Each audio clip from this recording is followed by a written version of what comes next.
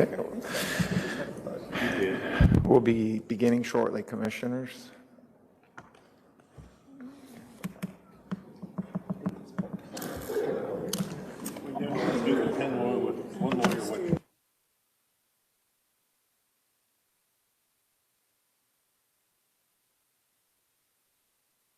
Please start us off with the roll call. Good morning, Commission. District 1. District 1. District 2. District 2 present. District 3 vacant. District 4. Present. District 5. Present. District 6. Present. District 7.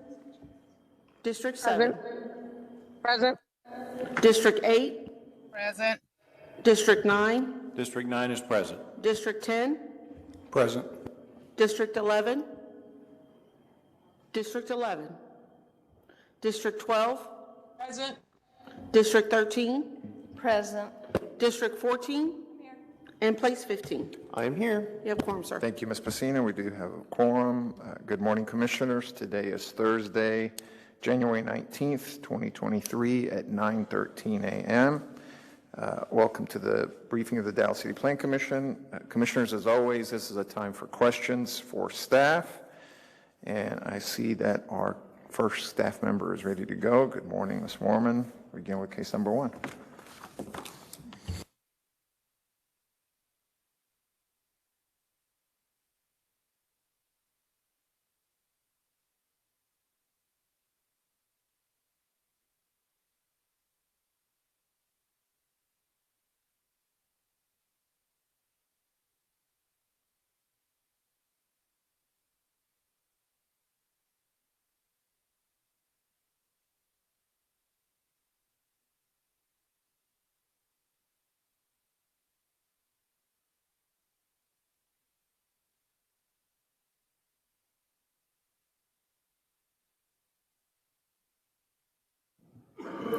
Good morning. Good morning.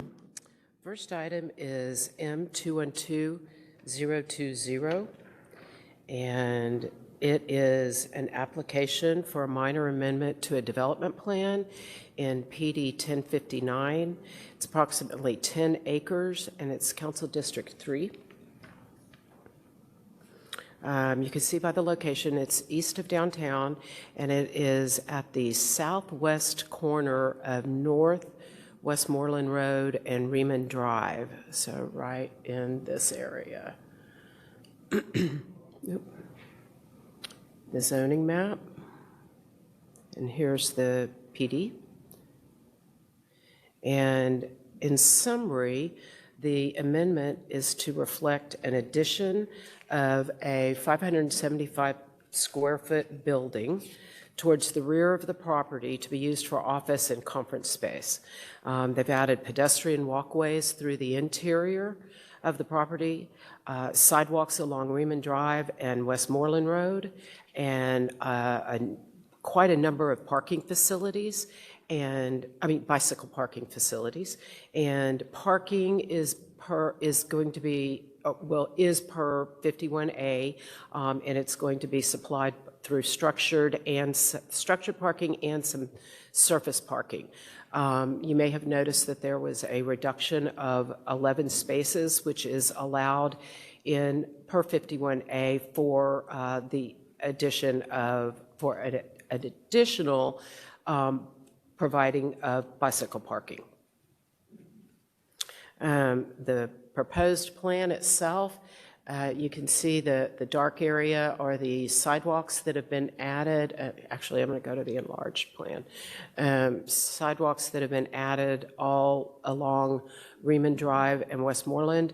And then this larger circle is where they've added the sidewalks and the additional 575 square foot building. And staff recommendation is approval. Thank you very much, Ms. Moorman. Questions, Commissioners? No questions on this item? Okay, thank you, Ms. Moorman.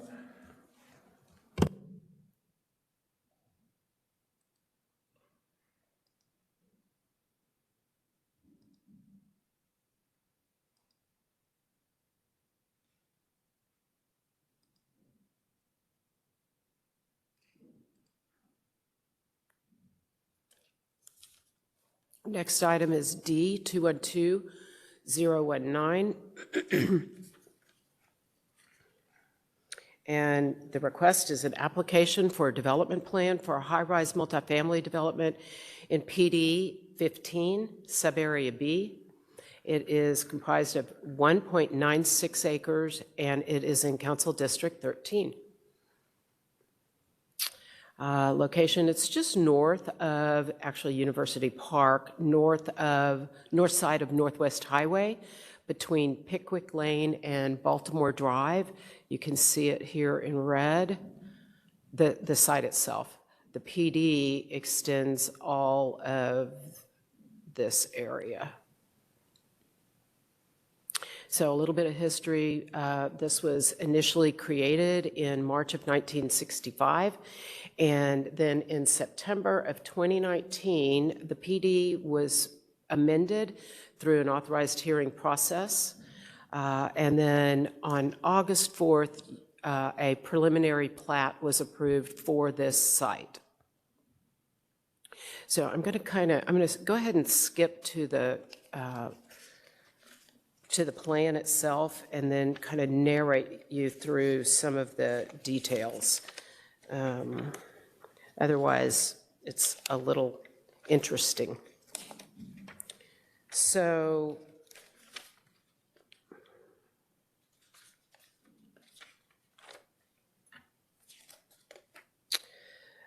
this is the structure is to be one single structure with a, for lack of a better word, a tunnel that runs through the first, well, it's had a lot of words describing what it is, but from Diamond Head Circle through the center of the building at grade to a minimum height of 18 feet is vehicular access and pedestrian access. So it's basically the first two levels, and then at 18 feet or higher is where the second or third floor, then it comes across and becomes one structure.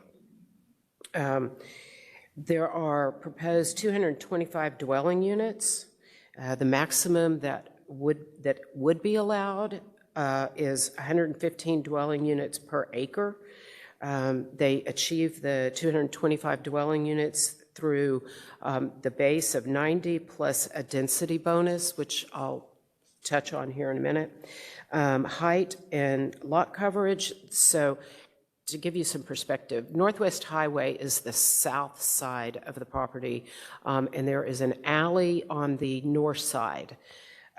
So the south portion, which is here, will be a maximum of 168-foot height and 55% lot coverage.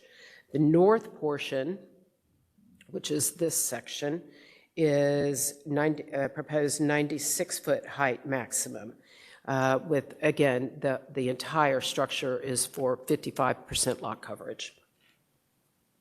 Then parking is to be provided per 51A and located within an underground parking structure, which is you come into in this area.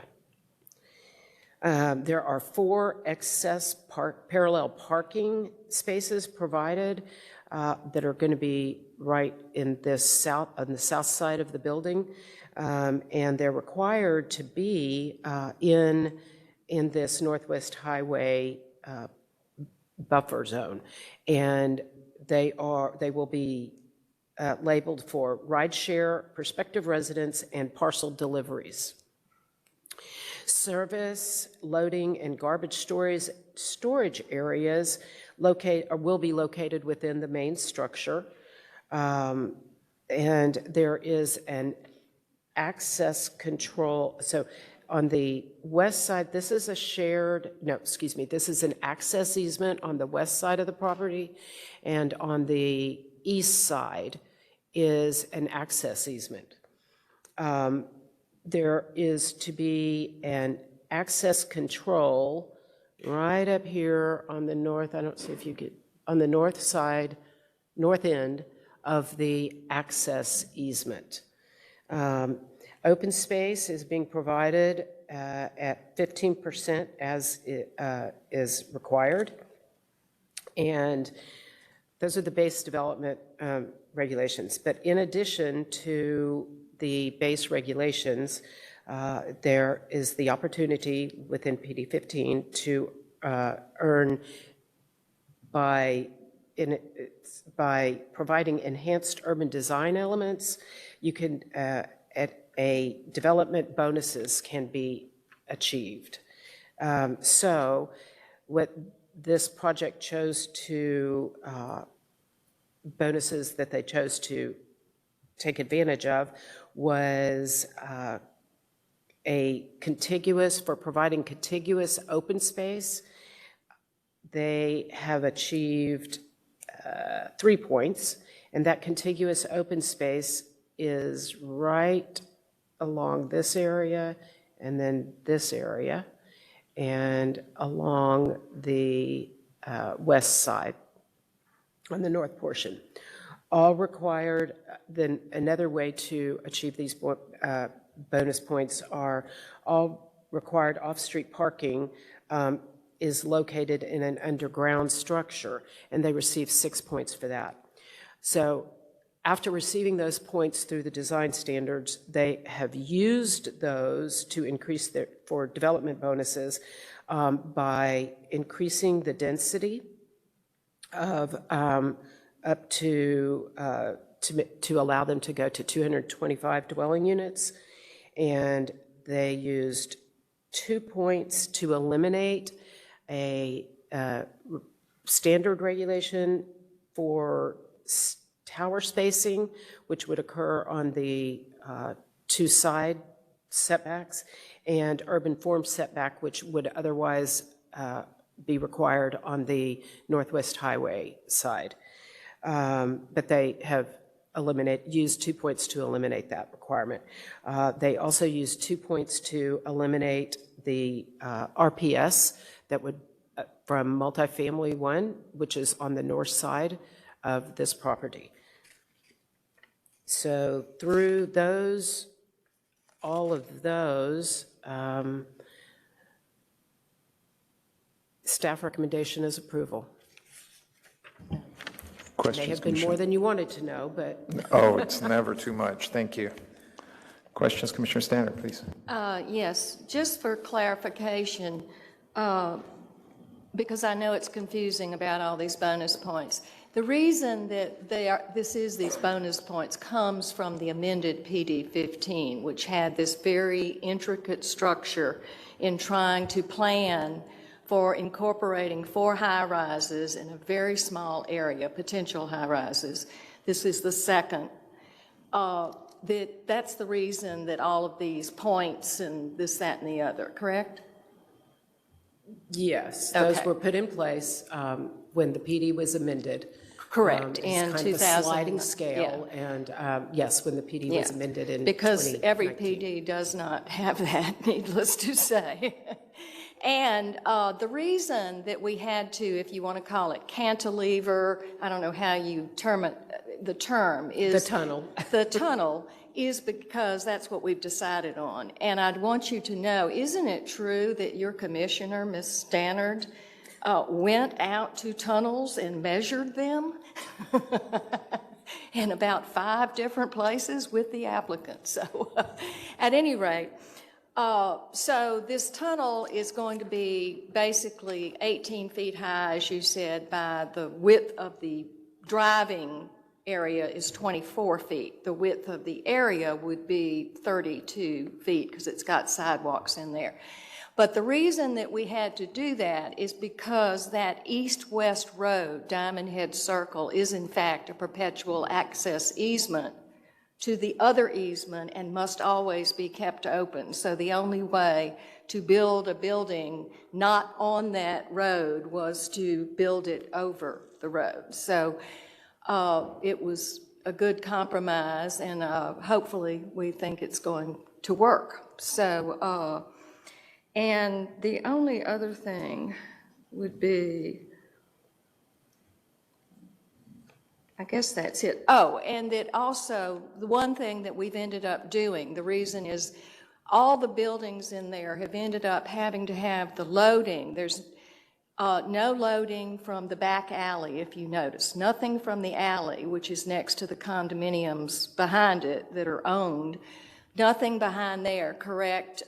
There's no loading, there's no entrance to parking from there, and there's no dumpster pickup.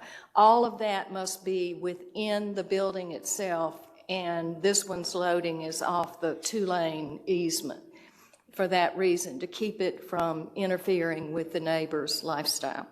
Okay, thank you so much for your hard work on this, Donna. Thank you both. Commissioner Young. Yes, following up on Commissioner Stannard's question, how does the loading work? Is that a little alcove, if you will, that's part of the tunnel? Yes, that is their drive into it, and there's a light line through here that indicates their loading area. All right, thank you. Thank you. Any other questions, commissioners? Okay, thank you, Ms. Foreman.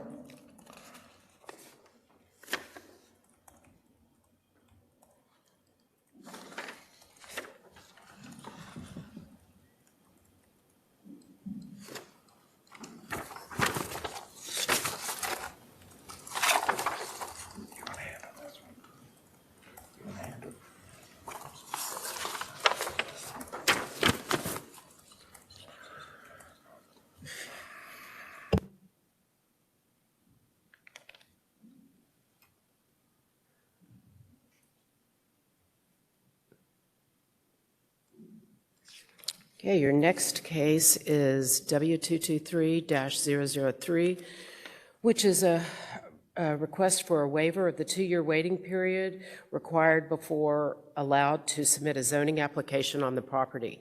The property is zoned 1/2 acre, with R 1/2 acre with SUP 651 for a college or university. It is the Dallas College Richland campus. It's approximately 247 acres and it's in Council District 10.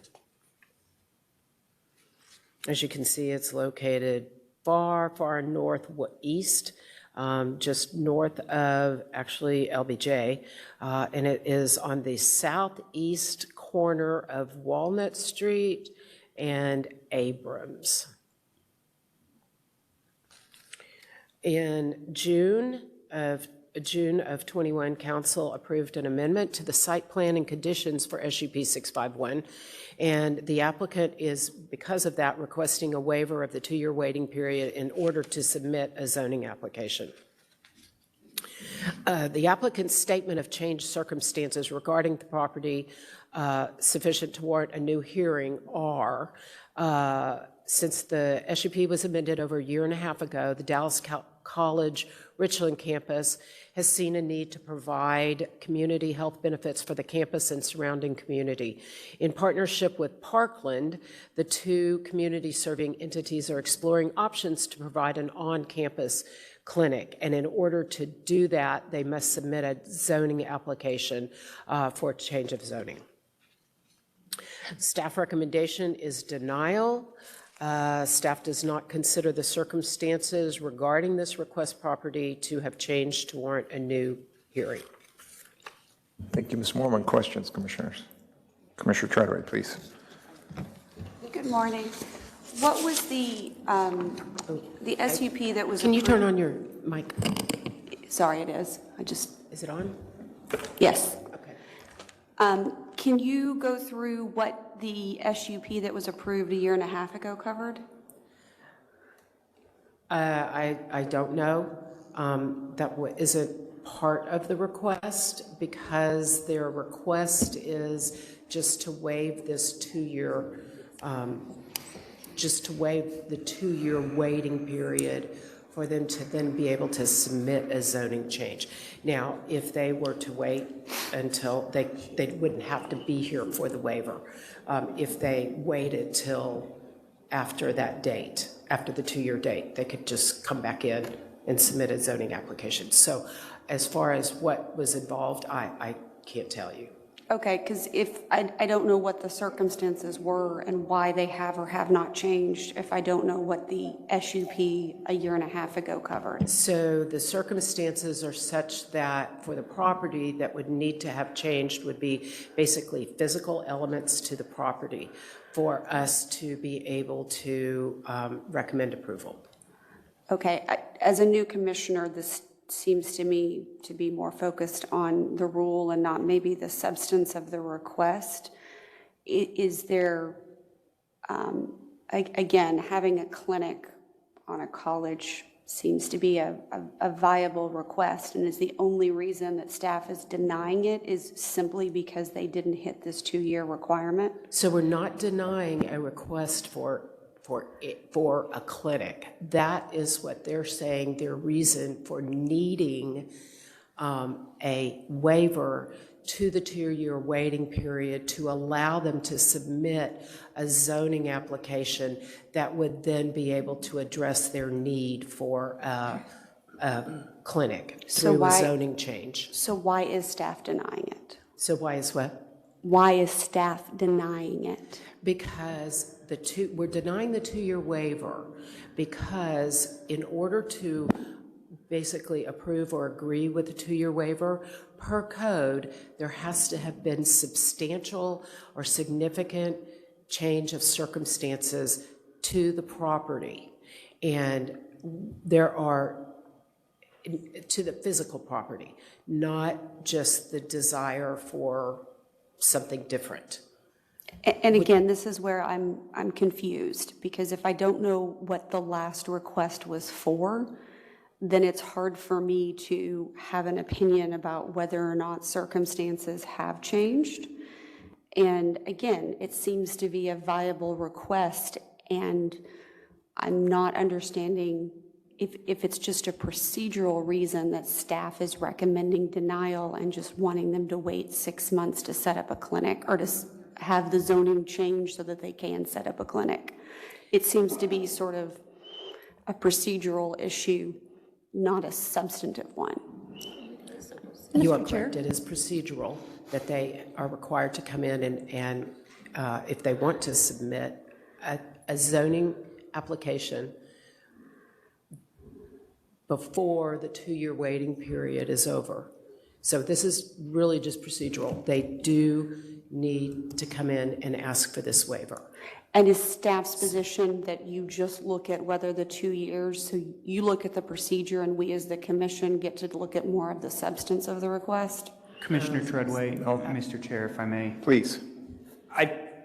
The question before the body isn't on the merits of the SUP. It's about the waiver to allow the applicant to come in at a later point with a new SUP. So that's what's before the body, and I think sort of talking about what's in the SUP is getting off topic.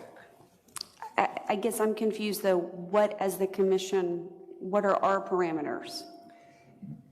The commission can waive the 2-year requirement if the circumstances on the property have sufficiently changed to warrant a new hearing. But if I don't know what the circumstances were for the last SUP, how do I have an opinion about whether they've changed? It's not the SUP, it's like Donna was mentioning, it's the what's on the land has changed to warrant a new hearing. Commissioner Treadway, if I may, Mr. Chair. Ms. Moorman, are you aware if there is a current consideration of amending the Chapter 51A standard being reviewed at the Zoning Ordinance Advisory Committee that may address some of the questions that Commissioner Treadway is asking about? Yes, there is an amendment to the 2-year waiver in code. And I believe it's at ZOAC right now. And is it correct that that was at the request of 3 of the commissioners, because there was a question about how the current standard is written and if it should be evaluated based on some of our recent requests for the waiver that have come through? Yes. Thank you. Thank you, Mr. Chair. Commissioner Housewright. I just wanted to add, the applicant's representative Mr. Vinson will be here this afternoon and can provide a little context on the SUP. He also sent in an email that we should have all received, I think, last night. Vice Chair Rubin.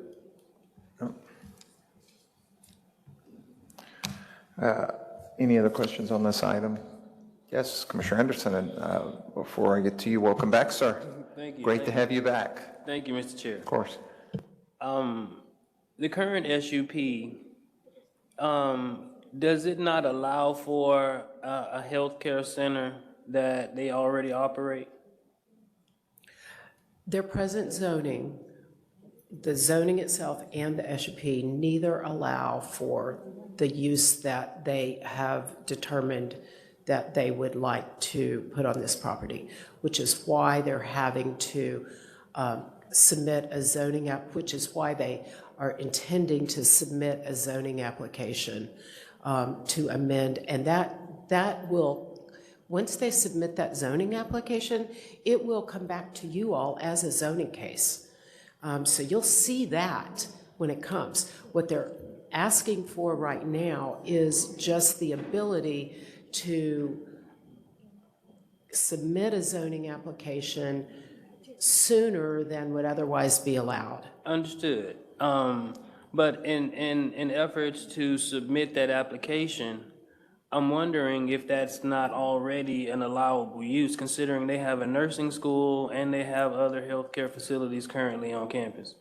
No, evidently it's not, but I believe because we have not seen this as a zoning case or a zoning request, that we as staff have not done that research because it's not submitted as a zoning case.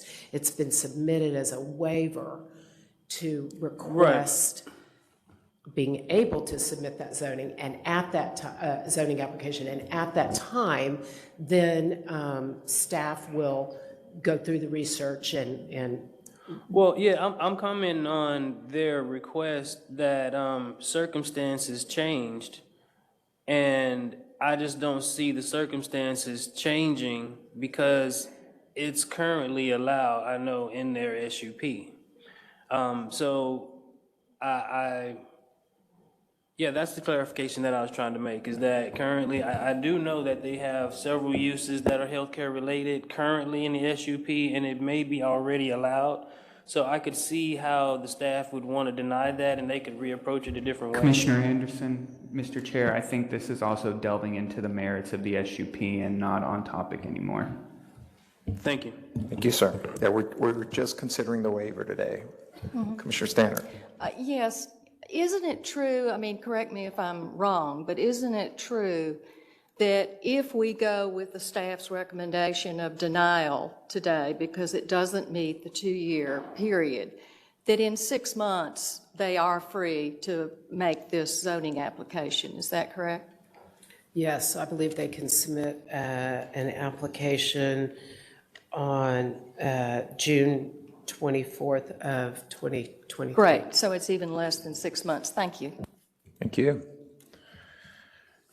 Any other questions, commissioners?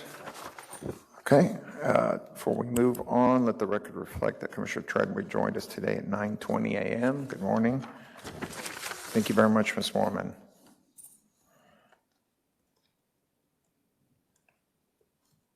Commissioners, case number 4, I believe is going to get held to February 2nd, 2023. Is that correct, Commissioner Stannard? It's going to get held, number 4? Yes, there's some issues that came up with the neighbors, and we had a very extensive meeting on Tuesday night for about 3 hours, and we are going to bring it back on February 2nd. February 2nd, okay. Because we're getting those addressed, and we all came to an agreement, so it'll be ready on February 2nd. Perfect. Do you want to brief it then? Yes. Thank you very much, Commissioner. So we will brief case number 4 on the 2nd. We'll keep moving to case number 5. Mr. Mulkey, good morning.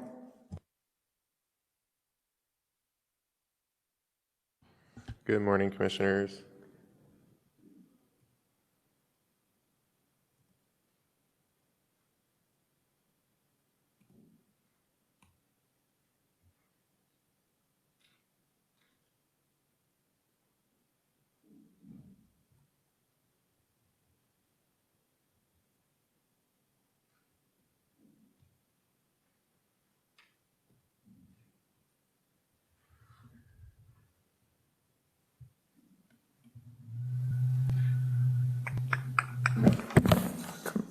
Mr. Milky, I'm sorry, before we get started, Commissioners, just a quick note. The miscellaneous items are under consent, so we will pull number 3 off the consent agenda for the miscellaneous items, so we'll only have cases 1 and 2 on the consent, and number 3 will be heard of individually. Mr. Milky, thank you. The case I have for you today is Z212-313. The request is for the renewal of specific use permit number 2389 for a commercial amusement inside on property zoned as CC Community Commercial Subdistrict within Plan Development District number 595, the South Dallas Fair Park Special Purpose District. It's located at the east corner of South Malcolm X Boulevard and Birmingham Avenue, and it's approximately 0.29 acre. Location map showing the property within city limits. Aerial map with that property outlined in blue. Zoning map with surrounding zoning districts and land uses. To the northeast is predominantly single family. To the southeast is a parcel with a vacant structure on it. To the southwest across Malcolm X Boulevard are some personal service and restaurant uses. And then to the northwest are some personal service uses along the frontage. And then behind that, some more single family uses. So this is currently zoned as CC subdistrict within PD 595, and it's developed with a personal service use. On August 12th of 2020, City Council approved a zoning change for the property from an NC to a CC subdistrict within PD number 595 in order to permit a commercial amusement inside subject to an SUP. At this time, they also approved SUP number 2389 for a commercial amusement inside for a 2-year period. One of the conditions of this SUP is that among the various sort of sub-uses that are allowed within commercial amusement inside, it does not permit adult arcade, adult cabaret, adult theater, billiard hall, bowling alley, motor track, or skating rink. The original SUP expired on August 12th of last year. However, they did file for their regular renewal on August 3rd, so the application is still valid. They are requesting the renewal of the SUP to continue to permit the commercial amusement inside use by SUP on the property. They do not propose any changes to the existing conditions. However, they do request to increase the time limit from 2 years to 3 years, but still with no option for auto renewal. And they do not propose any changes to the existing site plan of the SUP. Site photos, this is on South Malcolm X Boulevard looking northeast at the frontage of the property. This is at South Malcolm X Boulevard and Birmingham Avenue looking southeast. This is the sort of southeastern boundary of the property. And then a parking area behind the current building. These are on-site photos. And then surrounding uses, these are the single-family uses to the northwest. Some more views of that single-family neighborhood north of the area of request. These are the personal service and restaurant uses to the southwest across South Malcolm X Boulevard, that vacant structure to the southeast, and then the personal service use to the northwest. This is the existing site plan on file for the SUP. As I said, there are no changes proposed with this site plan. And this is just an aerial view of the property. This is a pretty current aerial view showing that the applicant has not yet had a chance to improve the property in compliance with that SUP. Their intended use of the property is as an event center, and COVID-19 kind of made it difficult for them to start when they intended. Obviously, you can't have an event center during the era of social distancing. With that, staff's recommendation is approval for a 3-year period, subject to revised conditions, and I'm available for any questions. Thank you very much. Questions, Commissioners? Commissioner Stannard? Oh, just a quick one. How does it work, because I'm not familiar with this, if it's an event center, I noticed it's only got 16 parking places for an event center. Is that considered adequate? Let me see what I said in my report.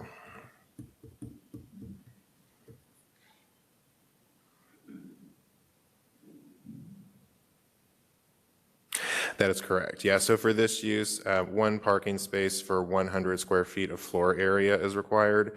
The structure is about 1,500 square feet, 1,566 square feet. So a minimum of 16 spaces are required. And on their approved site plan, they're showing a total of 16 parking spaces. So just so that I'm clear on this, I'm not questioning that, but so even if the use is going to be something that is much more, that would put a lot of people in a small area, let's say you're going to put 60 people in 1,500 square feet, it's still, the use does not dictate in any way what the parking needs to be?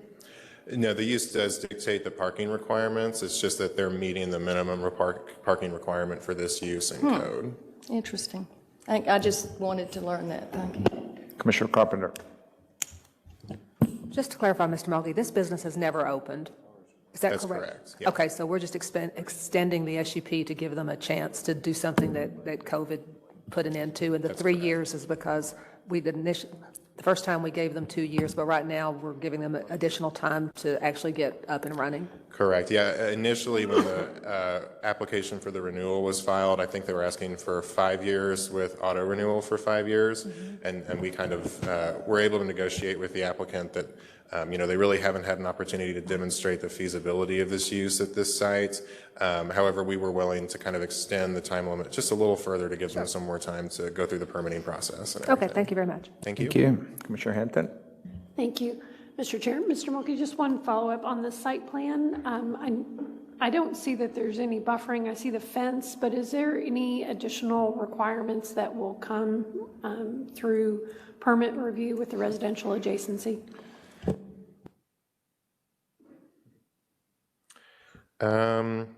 Off the top of my head, I'm not sure. The site plan was approved previously, so my assumption is that it did meet all code requirements at that time. I can, between now and the hearing, take a look at PD 595 to see what kind of buffering is triggered, or if the acronym escapes me right now, but residential adjacency review is triggered. But off the top of my head, I don't know. And I see in the case report, it references it will be compliant with Article 10, and as the conditions simply state the fence, which are shown. So I just wanted to clarify. Sure. Thank you, Mr. Chair. Thank you. Mr. Mulkey, just one quick follow-up. The application does meet the parking requirements. That is correct. Is that correct? Thank you. Any other questions, commissioners, before we move on? Okay, we'll go to our next case. Thank you very much.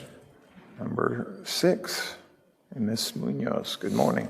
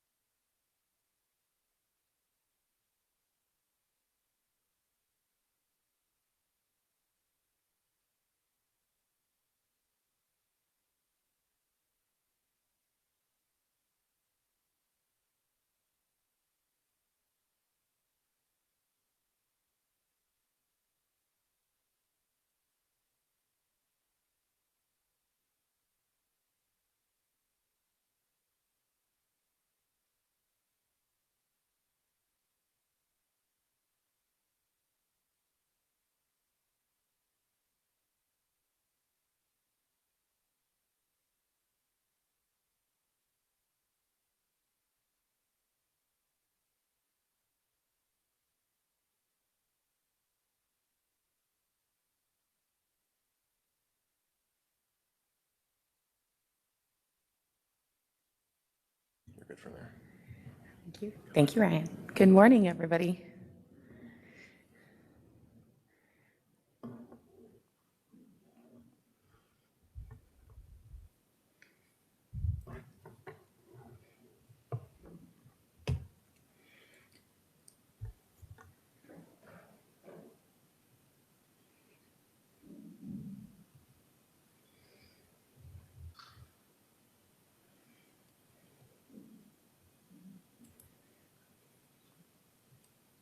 Okay, thank you. I just figured out how to move the slides over here. Apparently the arrows don't work, guys. Take notes. But Duly noted, and thank you. this application is Z212314, and it's an application for a planned development district for multifamily district uses. The property is currently zoned an RR Regional Retail District. The applicant is requesting to rezone it to allow for the development of 45 dwelling units and including mixed income housing units. The changes to the base district standards that are requiring a PD include some deviations to setbacks, the additional density and off-street parking for affordable housing, and then the addition of design standards for the development. I will note that on page 2, in the background information section, there was a section that should not have been included. So just strike that sentence that says that they're requesting 26 feet of additional height. That's not correct. And this property is located in the Oak Cliff, Lake Cliff area, east of Ewing Avenue and north of Jefferson Boulevard. Here's an aerial map showing the site as being fully developed, as you can see here. They do have auto-related uses on the property, an auto service repair shop. And then as we see here, we had a multifamily that's located to the north, a church to the northeast, a public school across the street to the east. We have retail to the southeast, and then single-family uses that are located adjacent to the site to the south, and townhouses to the west. And here, I'll show you some photos of the site in its current condition with auto sales and a variety of other auto-related uses. And sorry about that. Here are the surrounding land uses to the northeast. This is the church. To the east.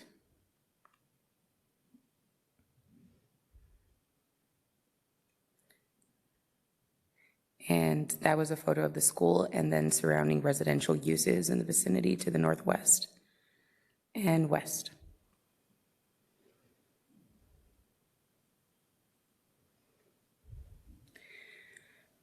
So the proposal would include some bonuses that will increase the density overall, but they will be providing affordable housing that will provide up to 3 units, and these 3 units would be for income band number 1 at 61 to 80% AMFI.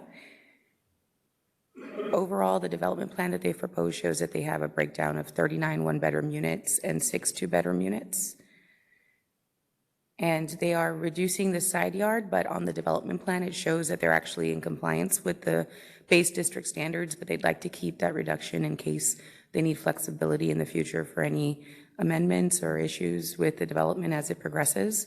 It should be noted that they are not increasing the overall lot coverage or the height, which would be permitted under a base mixed income housing development. So they are reducing those items, but they are increasing the overall density of the request. And then they are providing design standards which exceed the base design standards in the MIHDB program. They are providing 2 common primary entrances, transparency of 25%, facade articulation, improved pedestrian driveway crossings, pedestrian amenities including 2 benches, trash cans, bicycle rack on one of the street frontages, and then all of the remaining MIHDB design standards. This is a view of the proposed plan. As you can see, this property does have 3 front yards. And so part of the request and the reason for the PD is to allow the parking along 1 front yard, which reduces that front yard setback. There's an enlarged view of that site plan there.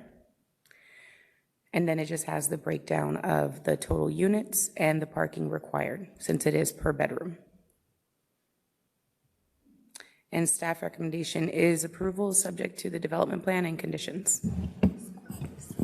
Thank you, Ms. Munoz. Questions? Commissioner Young, please. I want to be sure I understand what you said about height. The maximum height as specified in the conditions is 36 feet.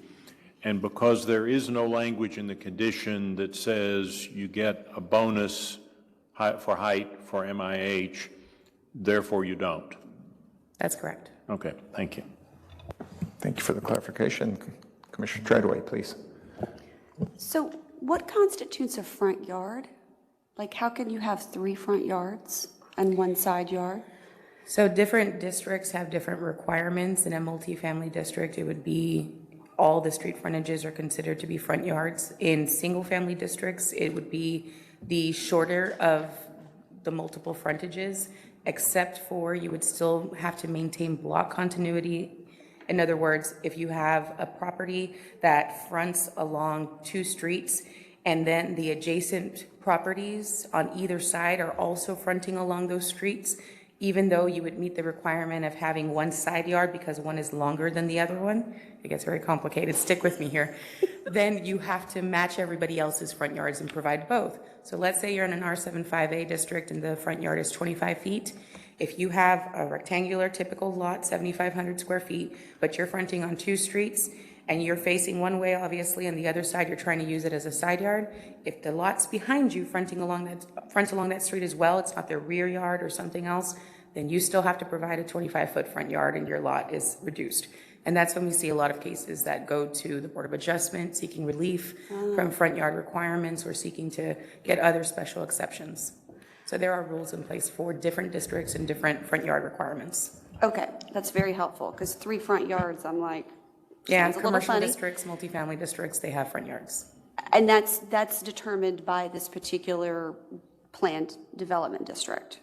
So currently, it's a regional retail district, which means it's a commercial district. And a regional retail district is, being commercial, would require all street frontages to be front yards. They also have significantly reduced setbacks, though, from residential districts. So they pull up those commercial uses closer to the street anyway. Okay, so can you pull back up the picture? Because when I hear you're going to park on the front yard, it sounds a little funky, but when you have 3 front yards, it makes more sense. So the parking that's on Lansing. Yes, so that would be right here along this side. Yeah, and so across from that is the school? I can go back to the aerial photo so I don't mislead you. Or right here. Yes, correct.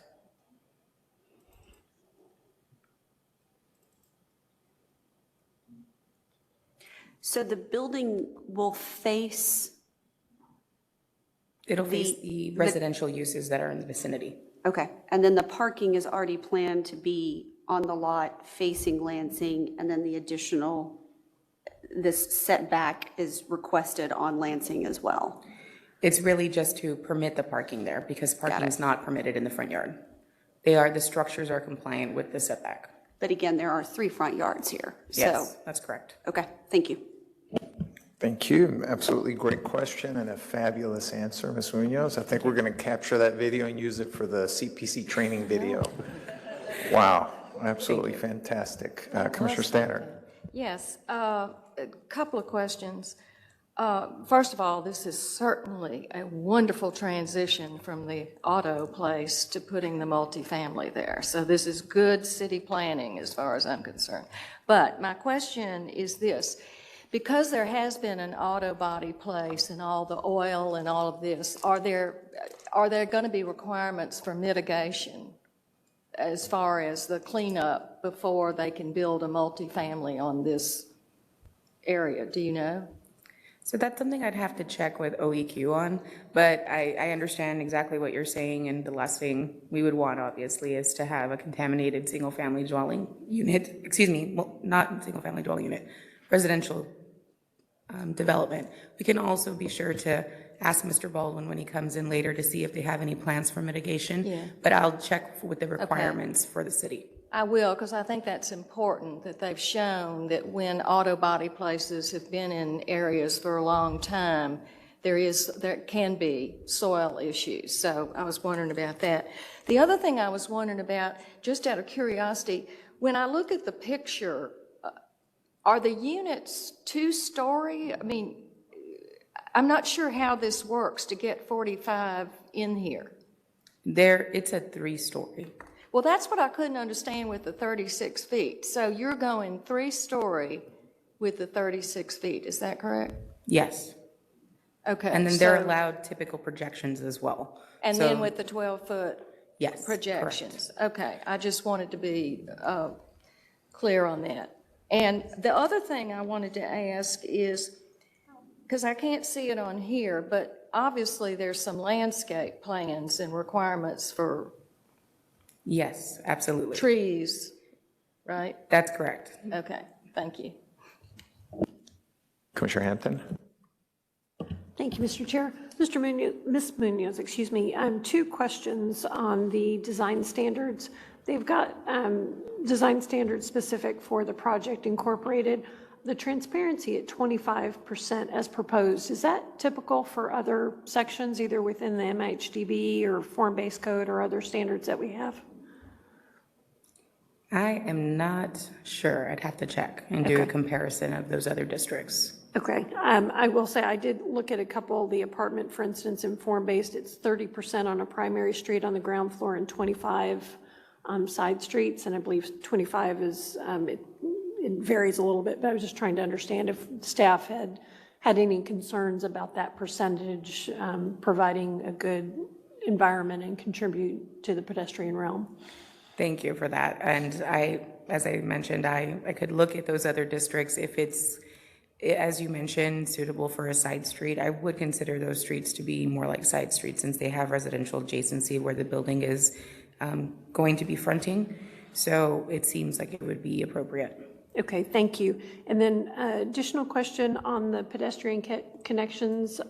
It notes that pedestrian driveway crossings are to be, colored, stamped concrete. Was there any discussion about those being level and continuous across drives so that you don't have the up and down with ramping and other measures? No, we didn't discuss that. However, I think that I could talk to David about what the basic requirements are for crosswalks. Okay, and then final question on the MIHDB, the percentage that is being proposed, is that what we're seeing in other projects? This is the standard for this MBA category. Okay, thank you. Thank you, Mr. Chair. Excellent questions. Thank you, Commissioner Hampton. Any other questions? Okay, thank you, Ms. Munoz. Mr. Pepe. Is he on? There he is. He's online. Good morning, sir. Good morning. Can you hear me? We can. Thank you.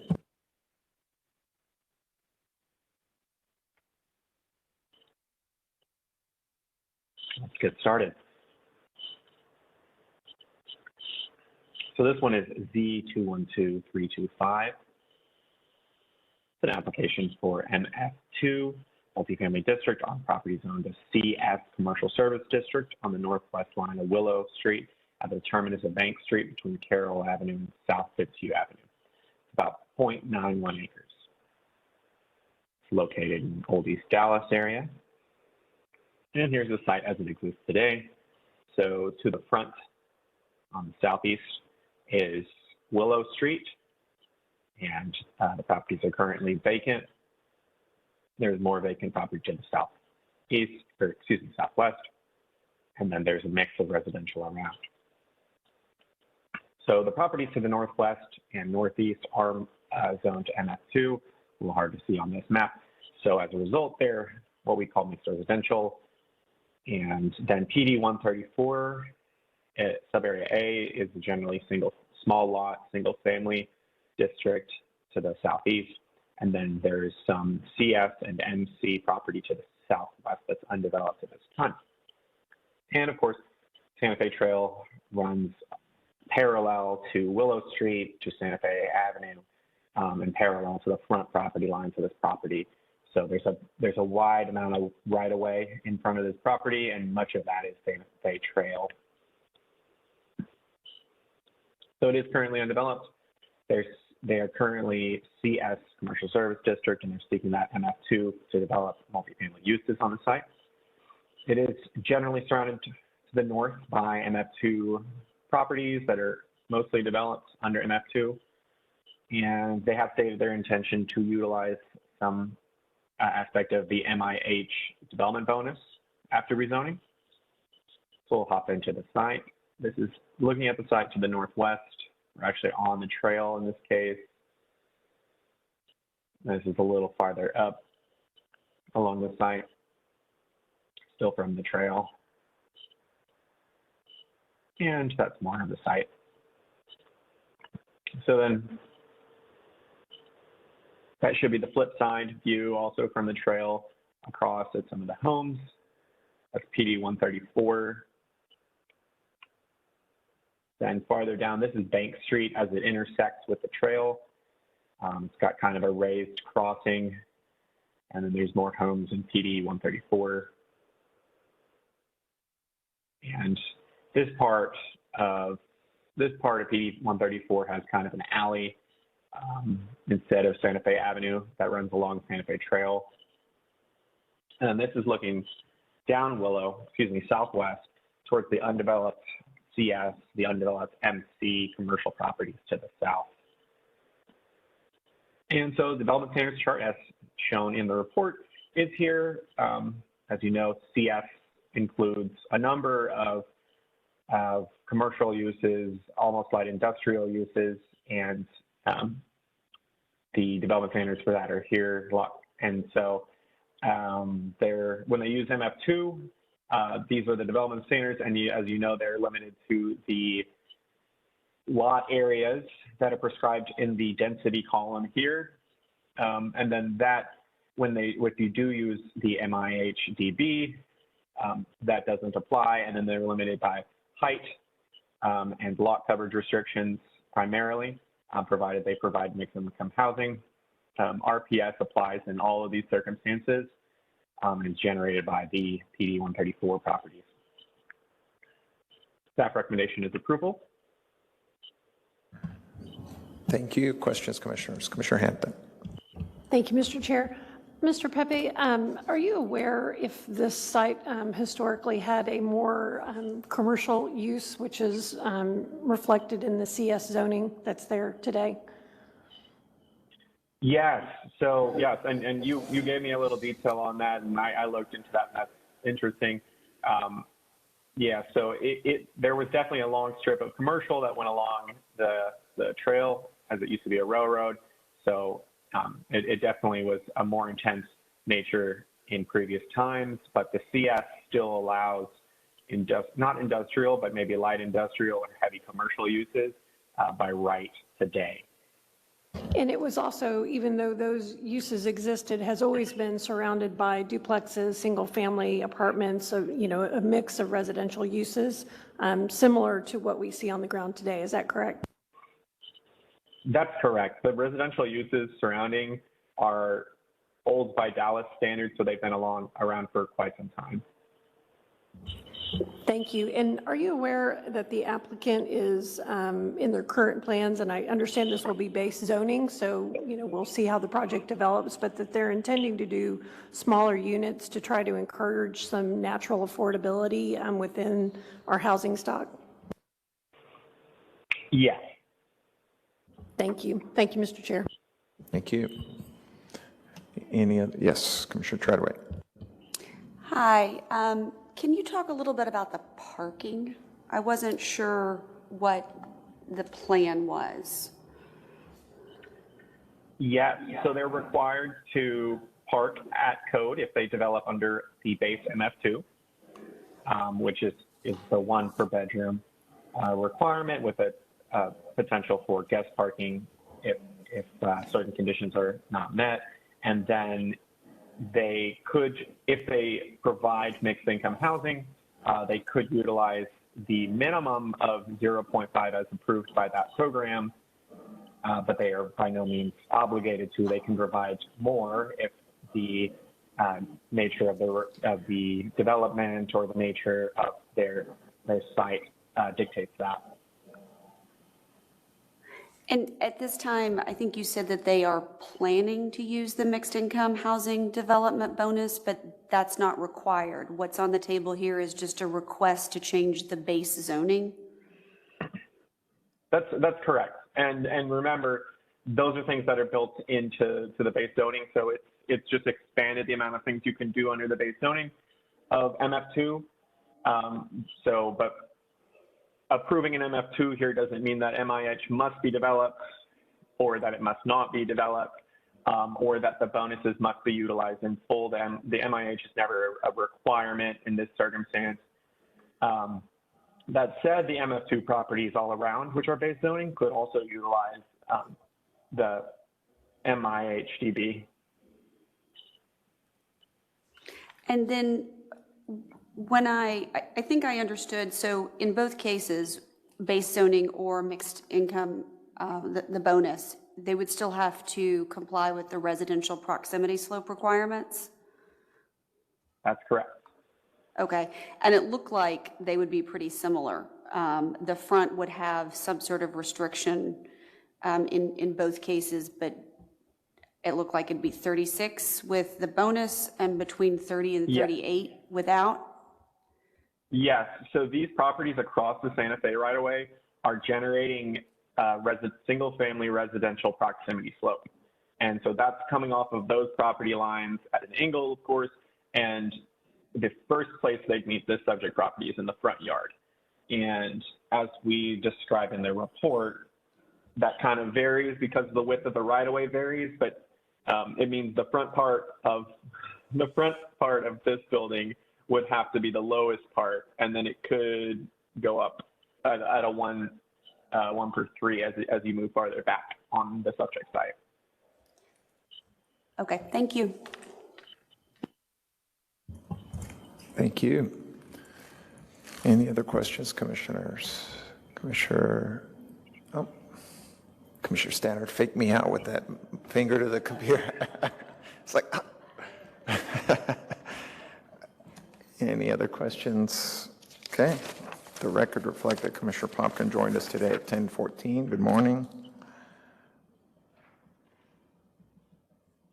We'll move on to the next case. Good morning. Good morning, Commissioners.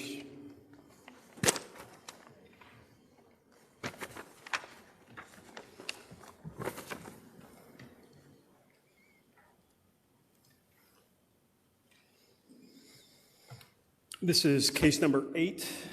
It is Z212333. It is an application for a new sub-area on property zoned sub-area 3 within Planned Development District number 316, which is the Jefferson Area Special Purpose District. The area of request is approximately 3.05 acres. The purpose of the request is to allow for modified development standards related specifically to sign regulations and signs attached to structures located on a building. The subject site is located on the northwest corner of South Zhang and West 12th Street. The site's approximately 2 3/4 of a mile southwest of City Hall on the east side of I-35E. Here is the aerial and zoning maps, the property outlined in blue and then black on the zoning map. Here are the surrounding uses. To the north is office, parking, restaurant, and retail. To the northeast, we have commercial amusement, some general merchandise, medical clinic, a vehicle sales lot. Directly to the east is a mixed income multifamily and a restaurant. To the south, we have some parking and a financial institution. To the southwest is general merchandise.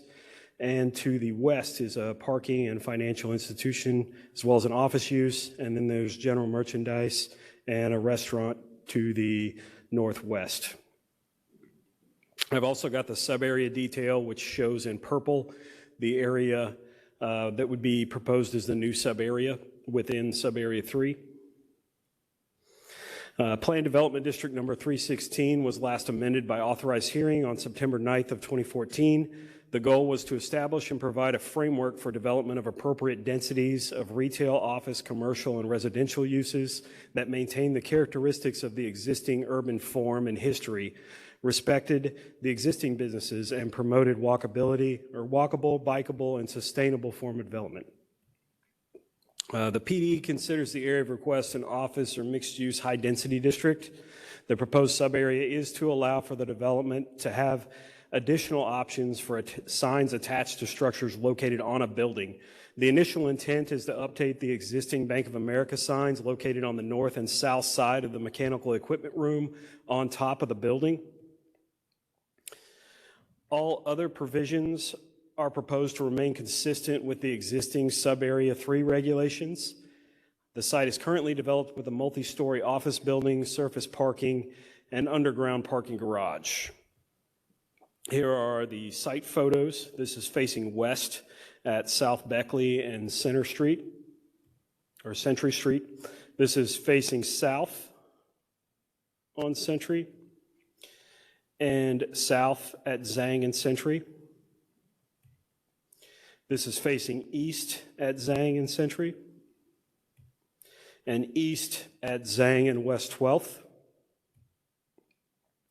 Facing north at Zhang and West 12th, and facing northwest at South Beckley and West 12th. Also facing northwest at Beckley and 12th, and facing west on South Beckley. And again, west at Beckley and Century Street. Here is the facade facing north. You can see the sign. This is taken from Jefferson. And the south-facing facade, you can see the sign there on that mechanical room.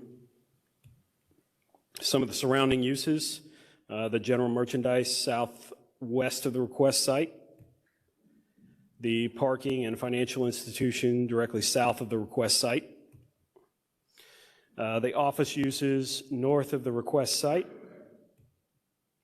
general merchandise and restaurant northeast of the request site, and the parking north of the request site. Here's the medical clinic, commercial amusement, and general merchandise to the northeast. The multifamily, which is directly east of the request site, it is under construction. And the vehicle sales east of the request site. Here's the restaurant east of the request site, and general merchandise southeast of the request site. This plan was provided by the applicant. It is informational only. It shows the site plan for the actual site. It's labeled a development plan, but it is just strictly informational. Here are some more informational plans showing renderings of the intended sign. What was proposed is approximately 400 square feet, and to go on the north and south side of the equipment room, they're plastic face channel letters that are, I believe, day-night vinyl is what they're doing, so they'll light up white at night and blue during the day. But that is just proposed by the applicant at this point. That would be put in at permitting. And on the north side, all other than signs, all provisions are to remain consistent with the existing provisions for Subarea 3. There have been some minor additions made throughout the conditions to indicate the inclusion of the new subarea where the subareas and Subarea 3 provisions are placed. We did have a revision to the sign provisions that is a little different from the case report. We did this to clarify some of the intent.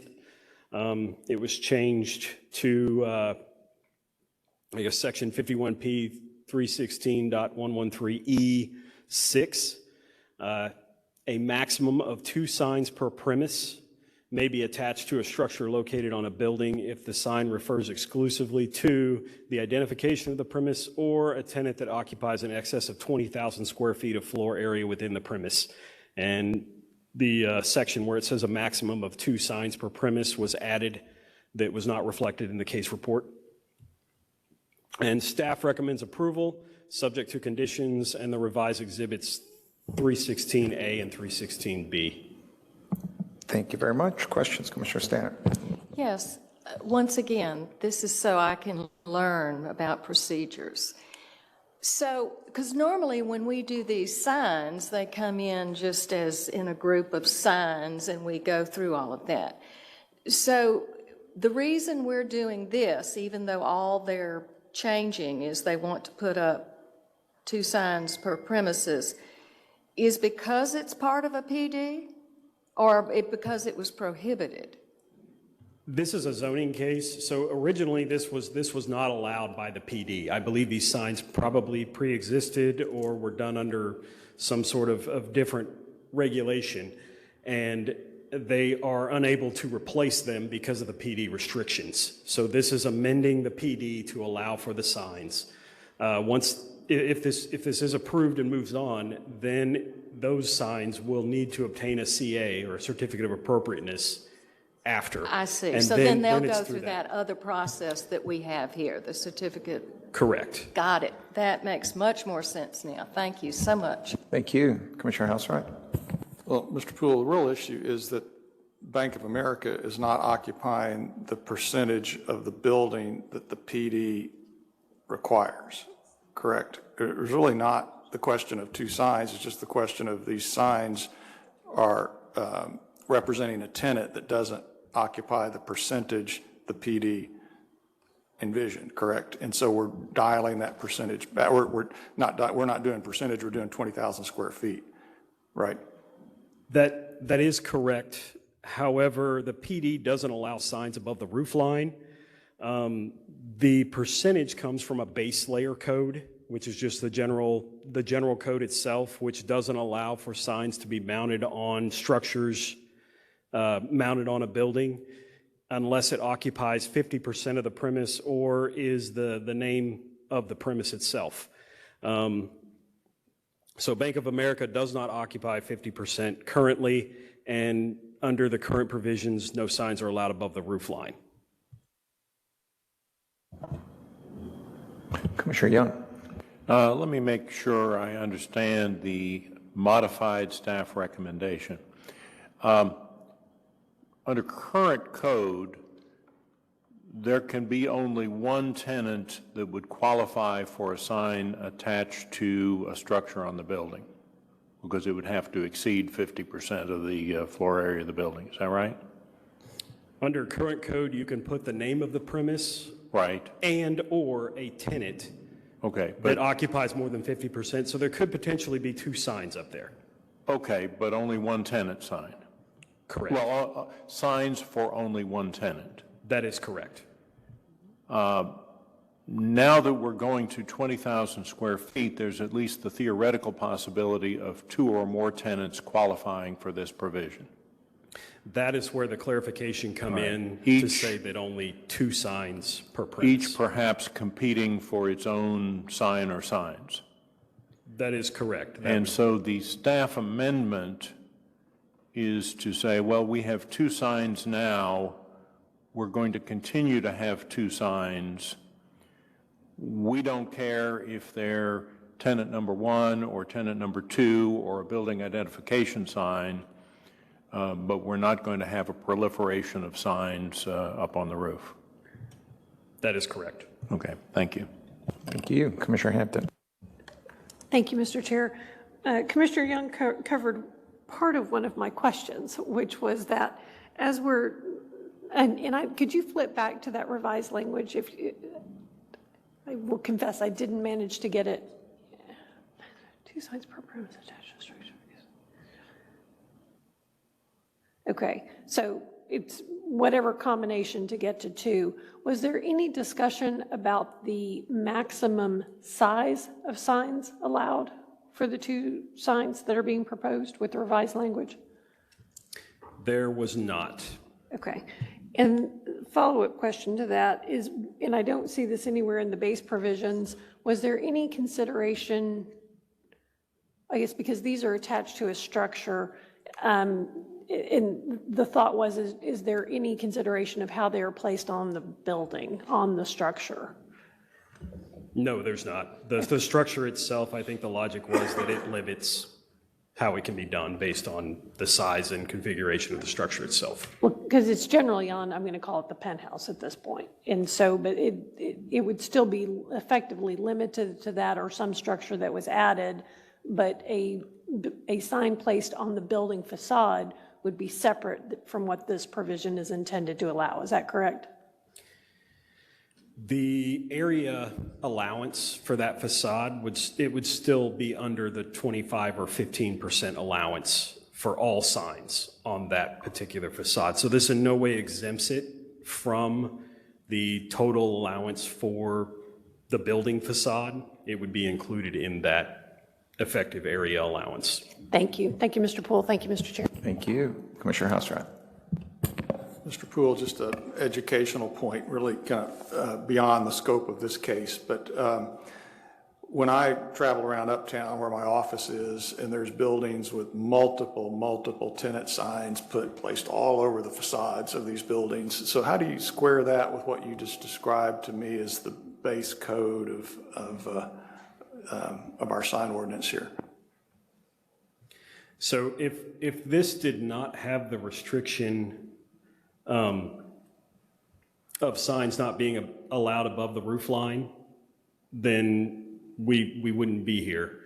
They are allowed to go anywhere below the mechanical room right now. They could cover their facade. They get 25% for the primary elevation and 15% coverage for the secondary elevations. So they are allowed to do that. I think they just haven't done it on this particular building. Commissioner Carpenter. So will staff recommendation be changed to include conditions as briefed? Yes, ma'am. Thank you. Thank you. Commissioner Anderson. Does this also regulate the type of sign that they can put on the building in terms of it being a graphic sign or neon sign or anything like that? It does not. Basically, the code in this area allows for the sign project up to 18 inches out from the facade itself or the structure itself. I'll need to look and see in the PD. These sign regulations kind of evolved out of the Jefferson SPSD. Within the Jefferson SPSD, there are some restrictions on types of lighting, which we've had to kind of amend because it doesn't allow for the existence of LED since it predated LED. But other than that, I think it prohibits fluorescent and the look of fluorescent, and that's kind of probably consistent with this. I'd have to verify that with the PD to make sure, but otherwise there's no other restrictions on the kind of sign it can be. So, and kind of thinking about the future development of that area, if they decided to do a graphic sign that was moving or whatnot, that still could qualify as a sign, as it is in some other districts where they have different kinds of graphics that are attached to buildings?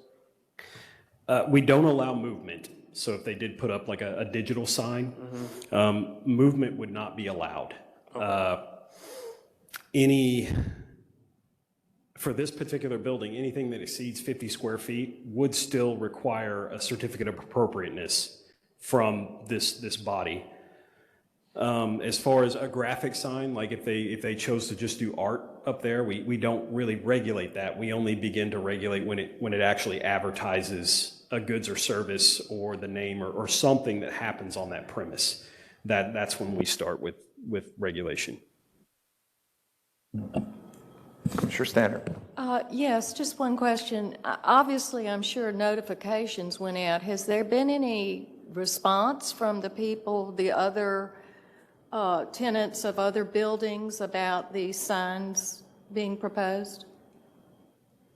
We did send out, I believe it was 55 notifications. None of them were returned. I did receive a call yesterday from a jewelry store off of Jefferson just to unpack a little bit about what the case was and to see how it impacted that particular property. After that, she chose not to register and said she was okay with it. So I haven't, outside of that, we haven't had any response. Thank you. Any other questions, commissioners? Okay, thank you very much, Mr. Poole. Commissioners, it's 10:32. Let's take a 10-minute break.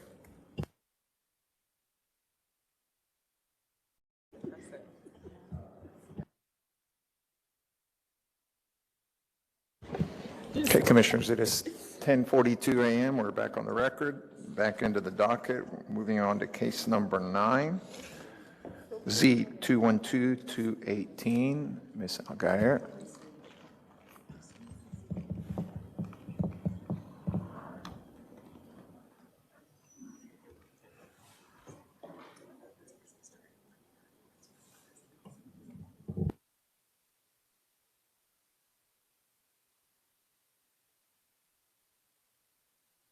Good morning, Commissioners. Are you able to hear me and see my presentation?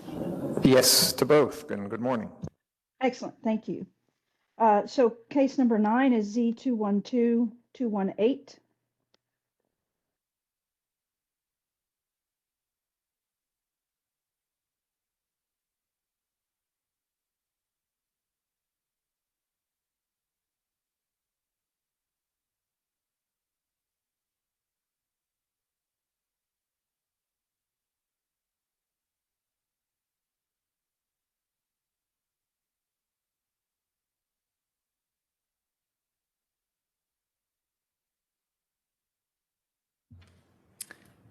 Hey, Jennifer, we can no longer hear you here in the council chambers. How about now? Perfect. Let's try that again.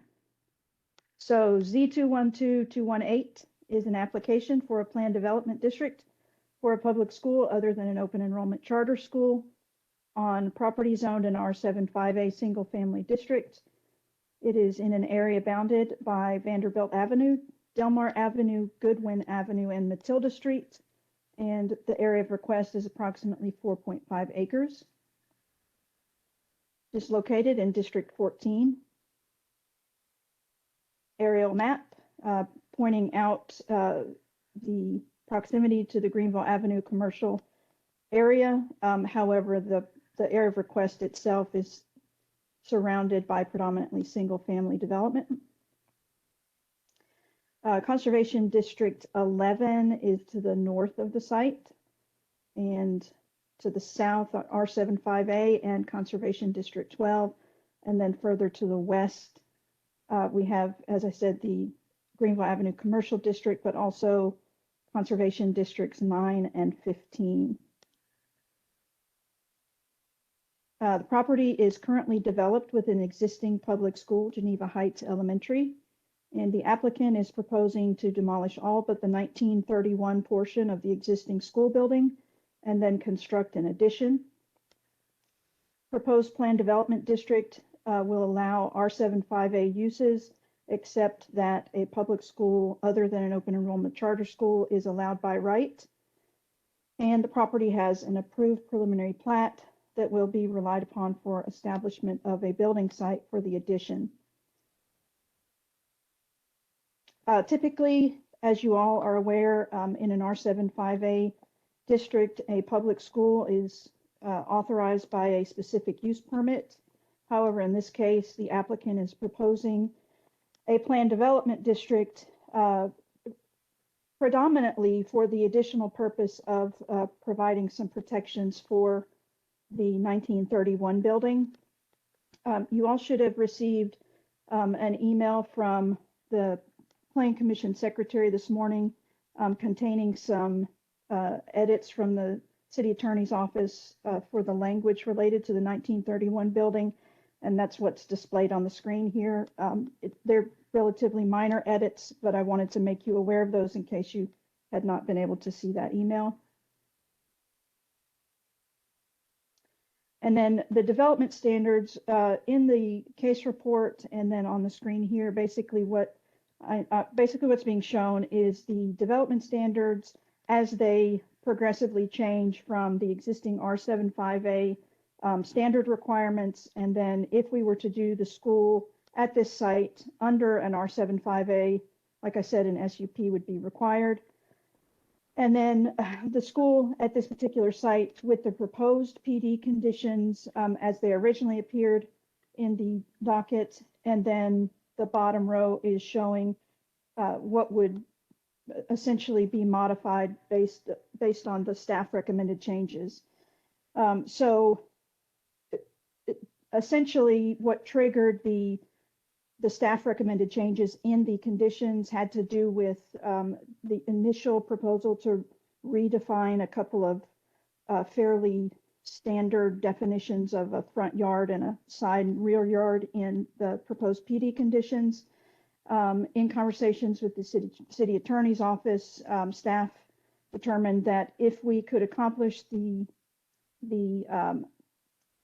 initial intent of the proposed PD conditions, but without modifying those base code definitions, that would be better in order to avoid any potential unintended consequences of a change in definition as the code was interpreted at permitting.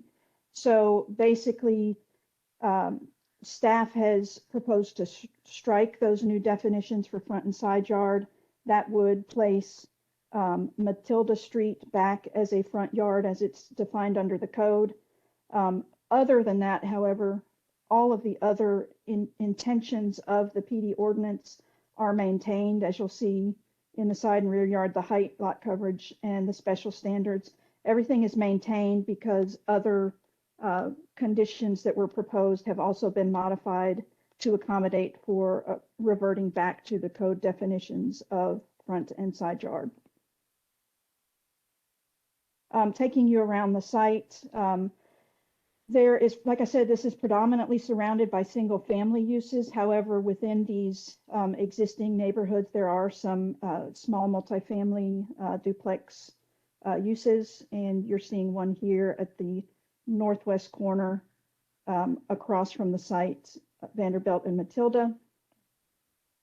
And then we're just going to work our way around the site again, looking away from the site from that same corner. And then down along Matilda Avenue from Vanderbilt. This is the existing condition, and you see the parking area currently off to the left. That is being proposed to remain as a parking area. And if you'll notice, the single family homes across Matilda Street, predominantly what you're seeing there is a side yard or a rear yard with a garage entry. So it's that proposed parking is not proposed to face existing fronts of single family homes. Looking along Vanderbilt, single family across from the school site. This is existing ingress into the parking area. And then working our way down Vanderbilt. Here we're looking across what is the front yard of the existing school adjacent to Delmar.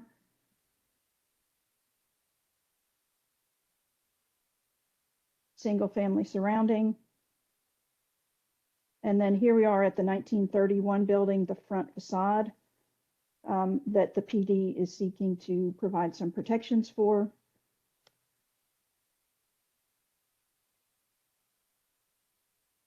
This is across from that existing front of the building.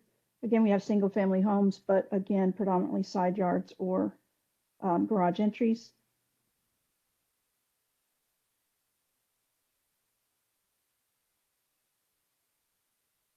Looking along Goodwin, this is in an R75A district across from the site. And then the side of that 1931 building is visible in this image as well. Then as we work our way around the school, this portion of the building is proposed to be demolished and a new addition built. The existing play area will be relocated.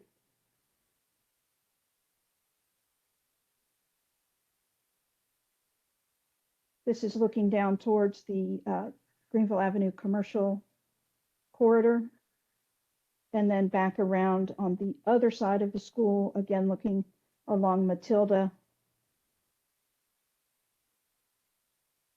Some interior shots of existing open space, all being reconfigured. This portion of the school will be demolished and will be, I believe, 2-story at this location. And then this is looking directly across where there is an existing egress point for parking. That existing egress point will be closed, but the parking area will remain along this frontage. And as I mentioned, you can see that the single family homes across, we're looking at their parking areas to be across from the proposed parking area for the school, rather than fronting on the fronts of single family homes. As I mentioned, this egress point is proposed to be closed, and that curb cut will be restored. The curb will be restored. Proposed development plan you'll see in the docket, there are a couple of staff recommended changes. There's nothing really substantive, just I guess the primary staff comment would be to make sure that the 1931 building is appropriately labeled on the development plan, since the conditions refer to that existing 1931 building as named on the development plan. The other thing I guess I would like to call to your attention, there is an existing easement over in this location, and there are improvements being shown in that area. The applicant is aware, and this is not anything that's uncommon to occur at permitting, but one of three options will have to be taken at permitting. Either that easement will have to be relocated, or the applicant will need to obtain written authorization for all the improvements that are shown encroaching into the easement. Or the third option, if they are unable to get authorization for those encroachments, they'll need to come back and revise the development plan to show no encroachments. As I said, that's not at all an uncommon occurrence at permitting. I don't anticipate any issue with them obtaining authorization for those items to be in that easement. I just wanted to bring that to your attention. And then the other thing has to do with basically making sure that we have our property lines. They are now located and basically dimensioned per the approved preliminary plat. We just need to clean up some labeling and make sure that all the callouts get on there.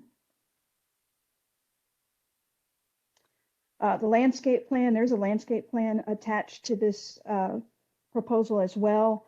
Essentially, the project will be required to comply with Article 10, and a landscape plan must be approved by the Plan Commission prior to submitting for a permit application. So this is to be included as proposed exhibit in the PD. And then there are some minor cleanup revisions that would need to take place for the landscape plan to be consistent with the development plan, predominantly with respect to location of property lines and correctly locating the easement. We had some minor changes that were, or minor revisions that were done to the development plan that didn't make it onto the landscape plan yet, but the applicant is aware and those revisions are in progress. Preliminary traffic management plan. One thing I do want to point out on the traffic management plan, you see that all of the queuing, or almost all of the queuing, is occurring on the public right-of-way. This is an existing condition, and so this is something that is already occurring at the site. However, you'll notice that there's some indented drop-off areas along Vanderbilt Avenue and Goodwin Avenue. Because they're part of the traffic management plan, those indented drop-off areas will be required to be built when this project is permitted. And if they don't want to build those, they would have to come back for a revision to the development plan, landscape plan, and traffic management plan. And then prior to the hearing, I did receive confirmation from the applicant that they are in agreement with all of staff's recommended boxes. But I did want to just run through the boxes that are in the docket to clarify maybe the reasoning for those being added as recommendations by staff. We already mentioned the front yard and side yard. We're recommending in consultation with the city attorney's office to strike the altered definitions of front and side yard to revert to the base code definitions, as these are terms that are referenced throughout the development code. And then development plan, this is just adding some standard language. It's not substantially different from what was proposed, except that it's including the entirety of section 4.702 this is for other uses, not the public school use. It's including the entirety of 4.702 rather than just the sections that were initially called out. And then based on removing the altered definitions for front and side yard, the initial proposal was for 25 feet at what is considered a front yard and 10 feet at what would be considered side yards, except the altered definition had called Matilda Street a side yard instead of a front yard and gave it a 25-foot front yard setback. With the reversion to the base code definitions, those altered conditions are not necessary because the base code would require a 25-foot setback at any front yard, which would include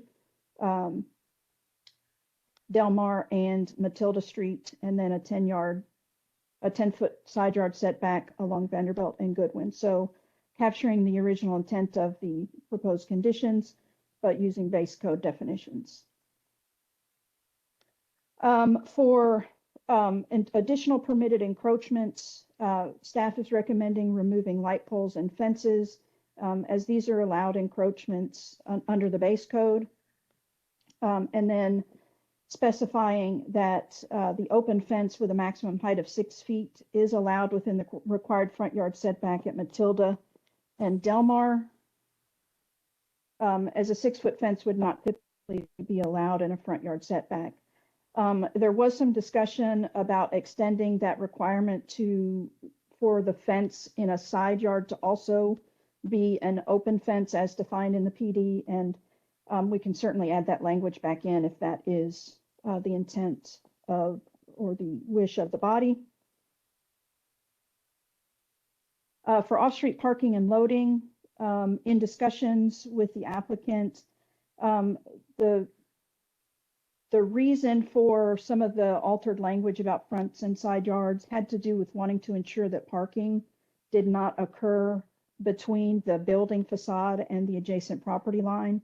So with the removal of the altered definitions for front and side yard, staff is recommending adding conditions into the off-street parking and loading, specifying that that no parking is to occur between the building and the adjacent right-of-way line, except in item 2 here, the area between the building and the right-of-way along Matilda Street, including within that required front yard setback of 25 feet, is permitted in the location shown on the development plan. So this was an adjustment made as a result of reverting to the original definitions. And then in consultation with our esteemed sign expert, Jason, we are proposing or recommending that the sign lighting provision be removed from the lighting section and inserted into the sign section, so that anyone reviewing sign applications or inspecting signs once they're installed would be sure to see any provisions related to signs all in that one section. And the language has been reworded slightly. The original wording was to design signs to minimize uplight, and the suggestion is to prohibit external illumination of signs. So all signs would have to be internally illuminated. There wouldn't be any lighting on the ground pointing up that could potentially point into some neighbor's side window or front window. And then staff is recommending to strike the language about prohibiting pole signs, because pole signs would be included in the prohibition of the detached signs. In the additional provisions, this is basically cleaning up language to make it conform to the language that's used in the base code. So typically we wouldn't necessarily refer just to a dumpster, we would refer to a garbage storage area. And then the requirement in the base code would be that garbage storage areas would need to be screened from any side that's visible by an adjacent single family use or a public right-of-way, but only if that garbage storage area is within 200 feet of those of the right-of-way or of the single family. So staff is recommending that we basically require the screening to happen regardless of the distance from the residential use or the right-of-way, and also to ensure that the screening is specifically required on at least 3 sides, including the side that's visible from the right-of-way or from the residential use. So again, capturing the intent of the original and tying it in with the language that we see already in the base code. And then this is just cleanup language, city instead of Director of Public Works and Transportation, and a note that the applicant has indicated agreement with all of staff's recommended conditions, including the edits that were sent around from the city attorney's office related to the 1931 building.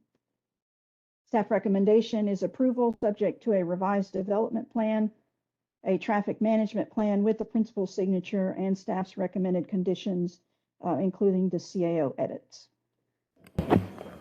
Thank you very much for that. Questions, commissioners? Commissioner Kingston. Thank you. I see that the development plan is not listed as an exhibit, but it is in the case report. Is that development plan that's in the case report intended to be Exhibit A? It is, yes. Okay. And then I want to make sure I understand what remains to be addressed between here and council.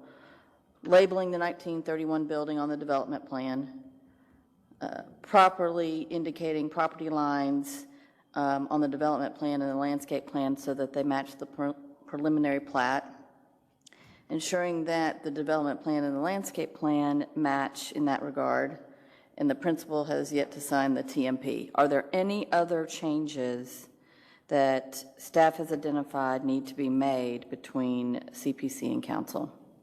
No, ma'am. And of the comments that are on the development plan and on the landscape plan, has the applicant addressed and or agreed with staff's comments? In other words, are there any outstanding issues? There are no outstanding issues. The applicant confirmed via email this morning that they're in agreement with all of staff's boxes and recommended changes. And the edits are, I'm getting a lot of echo. Can we mute? Yeah, so they have indicated agreement with all of staff's recommended changes, all the boxes that you're seeing in the docket. And any revisions are very, very minor and can be easily taken care of between now and council. The only thing I guess I would say that we really didn't bring up in the briefing, there is, if you'll notice on the landscape plan and the development plan, there are some areas where it appears that the sidewalk along Matilda is in conflict with some existing trees. And I want to point out that the language in the PD ordinance will allow that sidewalks to be relocated at permitting so that we avoid those existing trees. So that would be the only minor change that then would happen after, if commission recommends this for approval and the council ultimately approves it, that would be something that would be a change that would happen at permitting, but is minor. And the landscape, the arborist and engineering staff have already indicated that they'll work with the applicant to make sure that that area remains in compliance with the PD conditions and captures the intent of the code that's being written. Commissioner Carpenter. Ms. Algar, what signage is being proposed for this school? If I know the prior name is being removed off the original facade, but with all detached signs being prohibited, that would seem to, no monument, no pole, and the DISD standard for school signs seems to have become a pole sign with some sort of changeable message. Right, so that is specifically prohibited in the ordinance.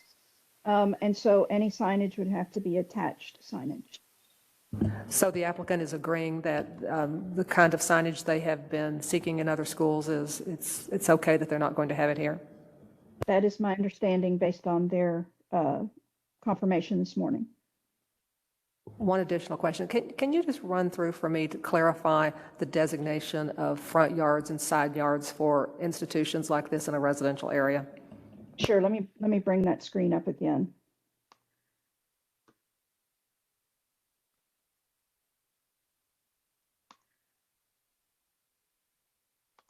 So it's not necessarily related to it being an institutional use per se. It more has to do with under the base development code, when there is when a property is a corner lot in a residential district like this, generally speaking, the shorter property line is considered the front yard, and the longer property line is considered the side yard. So in this case, we just have that condition occurring basically all around because it's a block. So the smaller frontages at Delmar and Matilda Street are considered front yards under the base code, and then the longer property frontages at Goodwin and Vanderbilt are considered side yards for purposes like setbacks and other elements in the base code, regardless of where the main entrance of the building would be. That's how we would determine the front and side yards. Thank you. Yes, ma'am. Commissioner Young. Following up on that, we have a provision in the conditions allowing a 6-foot fence in the required front yard along Delmar and Matilda. I note that the development plan also shows a 6-foot fence in the yard adjacent to Goodwin. Am I right that the reason we don't need a special condition for that is because that is a side yard, which would be allowed up to 9 feet by right? Question. Yes, that is correct. As Okay. I did mention, I think there was some discussion, excuse me, about whether that the requirement for the fence in all of those yards to be an open fence was intended to be attached to the side yards as well. So if we intend to have open fences with a maximum height of 6 feet in those side yards, we would need to add that language to the PD conditions. If we wanted to limit that. I'll leave that to Commissioner Kingston, but I think you've answered my question. Thank you. Yes, sir. Thank you. Commissioner Hampton. Thank you, Mr. Chair. Ms. Algar, I would like to go back to the question on setbacks. As the school has historically developed and due to its location essentially surrounded by residential uses with front yards that face on to Goodwin and Vanderbilt, can you help me understand how, the continuity of that streetscape wouldn't be considered as a front yard? So the continuity of a block face is basically canceled once a street intervenes. So because this is occupying an entire block, it is basically consistent with its own block face. There's no requirement for an established block face crossing over a public right-of-way such as that would be a street. Well, I know we had another case on our docket earlier today that I think I heard something different, but I can follow up on that later. But is it correct that the existing 1931 building, in fact, and I know it's quite small at this point, but as it was added onto, didn't it generally honor that same 25-foot setback on all frontages?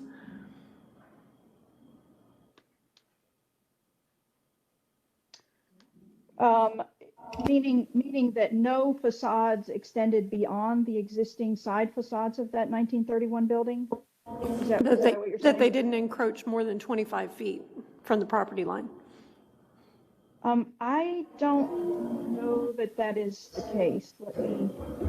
I think on Goodwin, there may have been a portion similar to this proposed development plan, but again, substantially it honored, and even in the current development plan, it's proposed at 17 feet 5 inches. Again, I'm trying to think if I'm a resident on that street and suddenly I've got something at 10 feet along the entirety of that frontage, that just seems to be a bit of a disconnect from what the intent of an R75 district would have been and didn't appear to match the established pattern.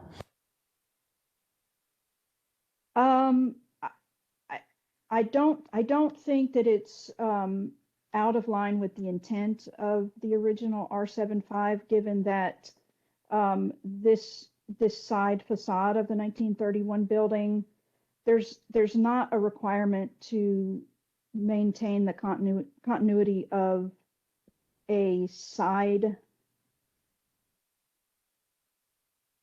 unless somewhere along Goodwin Avenue, if there were an existing front yard for, I'm sorry, I'm getting a lot of feedback again. That was If me. there were it's okay. If there were somewhere along this block face, say along Goodwin, if this side facade of the 1931 building, say, if that were actually a front facade of a different lot, then certainly this block face would have to honor and continue that established setback. But we don't have that condition here. We have a side facade of an existing building. And so I don't know that it's out of line with the intent of the existing R75A development standards. Thank you, Ms. Alger. I'm happy to move to the next item if that's okay. I think we have a different, and I'm looking at the original aerial of the building that was there before it was recently demolished, and that was the genesis for my question. Two other questions on height, if I may. On the height provisions that are in the proposed conditions reference a maximum of 40 feet as shown on the development plan. But there's no, since it also eliminates residential proximity slope, and I think that's still in the current conditions, as I read this, combined with the setbacks, you could build a 40-foot tall structure 10 feet from the property line continuous. Is that correct? No, because while the conditions do allow for a 40-foot maximum height, where the provisions excuse this property from the RPS requirement, it also notes that the property must comply with the heights listed on the development plan, and those are very carefully sectioned out. So where we have, we're 31 feet here at Vanderbilt, and then as we get more internal to the site, the heights may go up to 38 feet here. And then on the other side, we start at 20 feet and go up to 34 feet. I believe this is where the storm shelter is. So we couldn't, under the current proposal with the development plan the way it is, we would not be able to build 40 feet. In order to do that, they would have to come back through the commission and amend the development plan. And I agree with that, and I guess that's partly what's giving me pause, is that when the commission then reviewed a revised development plan, there would be nothing that we could look at to say that wasn't the original intent, that there's no, a maximum percentage or some other reference point. Certainly we want to give the school flexibility as their uses and needs may change over time, but I just don't see anything in here that, would preclude that coming back at a much higher density based on the conditions. Understand how it's currently proposed in the development plan. I was just trying to understand how that was thought about. Similar, there is a provision that allows a 20-foot light pole height within our heights, and I see that there's some provisions within the lighting standards that talk about a foot candle measurement, but I didn't note anything that talked about the shielding or directing fixtures away from the surrounding residences.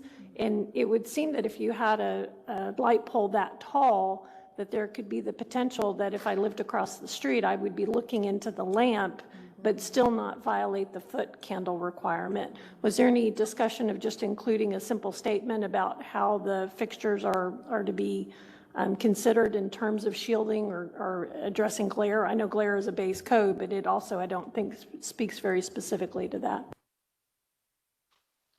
So in the lighting conditions, proposed section 51P .114, there is a general design provision, letter B, that except as provided in this section, all lighting must be directed downward and away from adjacent residential properties. And so that is in the existing conditions. Is that what you might have in mind? I read right by it, directed downward and away. Okay, and so then the only other question, I guess, would be is if shielding should be included in that description. So, but thank you for that. I missed that one as I was reading about foot candles. So, last question. Commissioner Carpenter had asked about the signage. There's an existing, what I understand would be considered a pole-mounted sign on Del Mar. Is that proposed to be removed? Is that your understanding? My understanding, based on what they're showing in the development plan, is that it is intended to be removed. However, as a practical matter, I don't believe that the city has the ability to force that to be removed. Thank you, Ms. Dalgar. Yes. Thank you, Commissioner Stannard. Yes, Commissioner Hampton asked many of my questions, but I want to follow up on one that is of concern to me, which is about the lighting. Because, you know, now that, although I see that this will all happen at permitting, I am concerned about 20-foot poles in the middle of a residential area. You know, the standard used to be at schools 20 to 25 feet, but today, I mean, I know at private schools, we're moving those down to 12 and 15 feet just for that reason, so they're not visible, and particularly at schools for security, these are on all night, and I do think that there is reason to lower the height of that. And additionally, I think while we're dealing with these schools, that you know, this thing of keeping lights on all night in schools too, I mean, possibly starting to require occupancy sensors so that at night the lights aren't, again, we're doing that at private schools, and I think with the construction of all these new public schools, we really need to think of conservation in terms of lighting and the encroachment in the residential area. Do you have any ways of addressing that?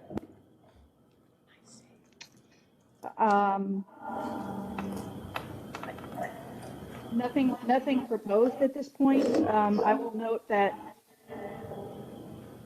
I'm getting feedback again. I will note that the base development code allows light poles in front and side yards to a maximum height of 20 feet already. Certainly, if the commission thinks that it is necessary at the site, we could, that could be included in a motion to decrease the height limit. But staff is in support of the lighting provisions as shown in the docket at this point. Thank you. Thank you. Commissioner Treadway. No, Commissioner Anderson. Thank you, Mr. Chair. Could you explain a little bit about, a little bit more about the difference in the SUP versus the plan development and why they chose to do that? Yes, thank you for that question, actually. Typically, as you're aware, can we mute in the chambers? As you're aware, staff is, thank you so much. As you are aware, staff has very much been in favor of following the provisions of the base code, unless it is, unless there's a compelling reason to warrant a modification of development standards that would be allowed in a planned development district. So any of the provisions that are in the currently proposed PD ordinance, if they are more restrictive or equally restrictive as the existing development code, certainly those more restrictive provisions could be written into an SUP set of conditions rather than a planned development district. In this particular case, the compelling benefit to the neighborhood that is basically the root of staff support for this project being a planned development district instead of an SUP has to do with the measures of protection that are being offered for the existing 1931 building. And then any any changes to the base code, such as, for example, allowing parking to be in the front yard setback at Matilda. Staff would typically not support a PD just to allow parking in a front setback or to allow a 6-foot fence, as the process that's currently allowed in our base code would be that the Board of Adjustment could allow those exceptions or variances to the base code. But again, because of the protections that are being proposed here for the 1931 building, that is not something that could reasonably be accomplished with an SUP, and causes us to support the Plan Development District instead. Why is it that those could not be supported by an SUP, considering they're preserving historic characteristics of the building? I don't understand why that warrants something different than already there, where the SUP wouldn't even require a development plan. So could you provide some more clarification on why it would not meet those standards? Kind of working backwards, an SUP would require a site plan, which is basically, I mean, the site plan for an SUP is essentially a development plan for a PD. So that would be similar. But in terms of protecting the 1931 building, I am not aware of that being something that can be done through a specific use permit. If the city attorney's office would like to weigh in further on that, I would defer to them. Yeah, Commissioner Anderson, I would agree with Jennifer's assessment that you wouldn't be able to do that through a SUP. It'd have to be done through a PD. Thank you. Commissioner Houseright. Ms. Algier, on the west end of the development plan near Matilda, adjacent to the proposed staff visitor parking, there is an area noted as expansion area. Presumably that's to expand the building, is that correct? Yes, it's to allow a certain amount of expansion that might then be done under a minor amendment process. Okay. Does that need a note as to the height allowed in that expansion? I see nothing about the vertical height of the expansion.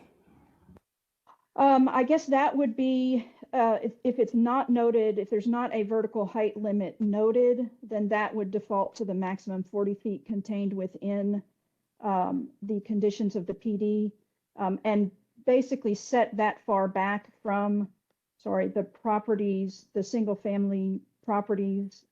I don't think that that would be anything. In other words, if residential proximity slope were for some reason applicable here, 40 feet at that interior position on the site is nothing that would ultimately have been limited. So it would default to 40 feet is the short answer to your question. Any other questions, commissioners? Okay, we'll move on to the next case. Thank you, Ms. Algier. Thank you. Back to you, Ms. Munoz.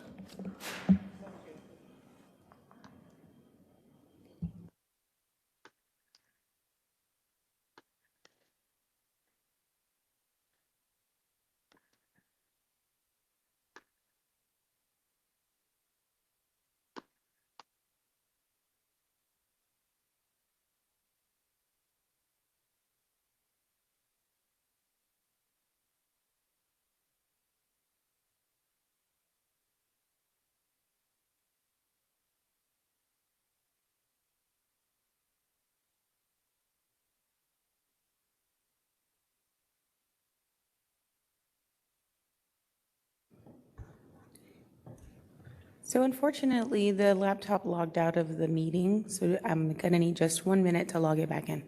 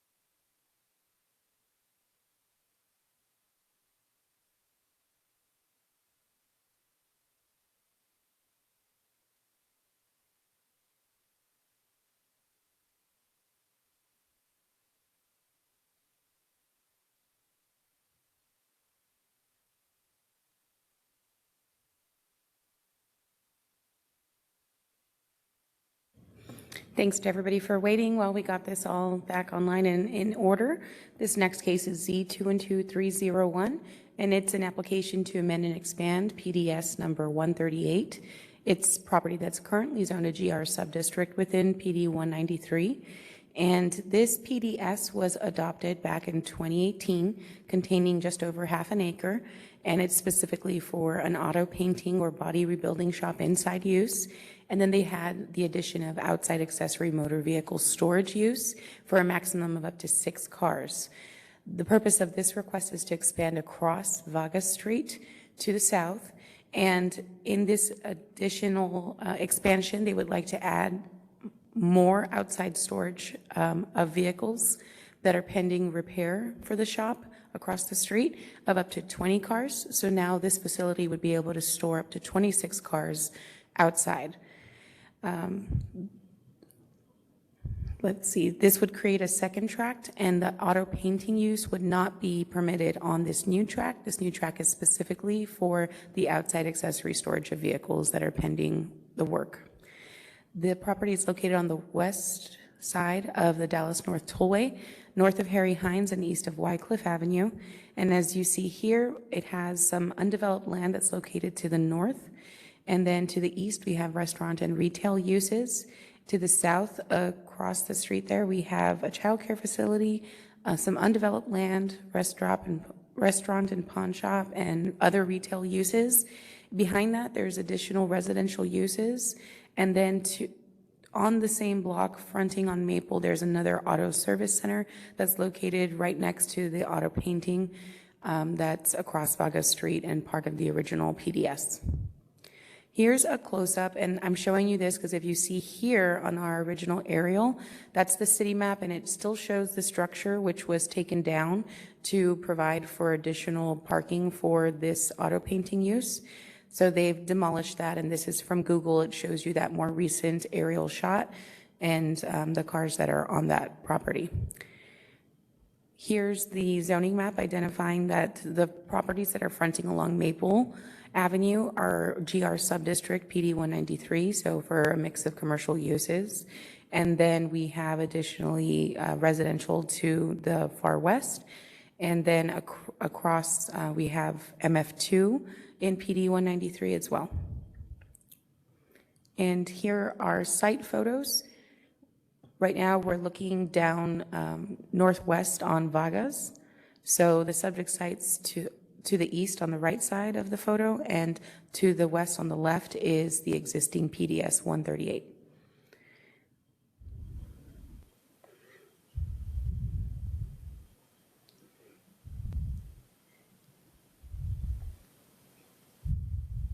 So this is looking across Maple onto the site, how it currently is.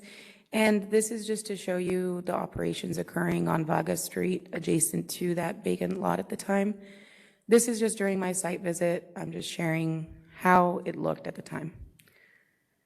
And then the surrounding uses. This is the auto service center at the corner of Maple.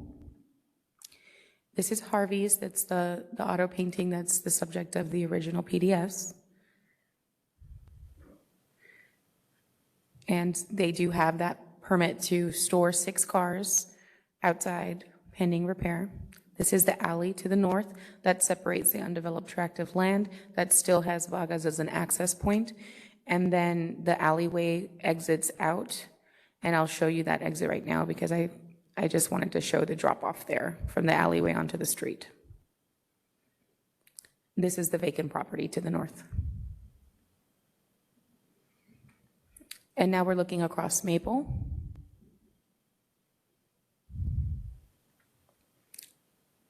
This is southeast of the site, those retail uses, laundry store, and then some undeveloped property and the day childcare facility.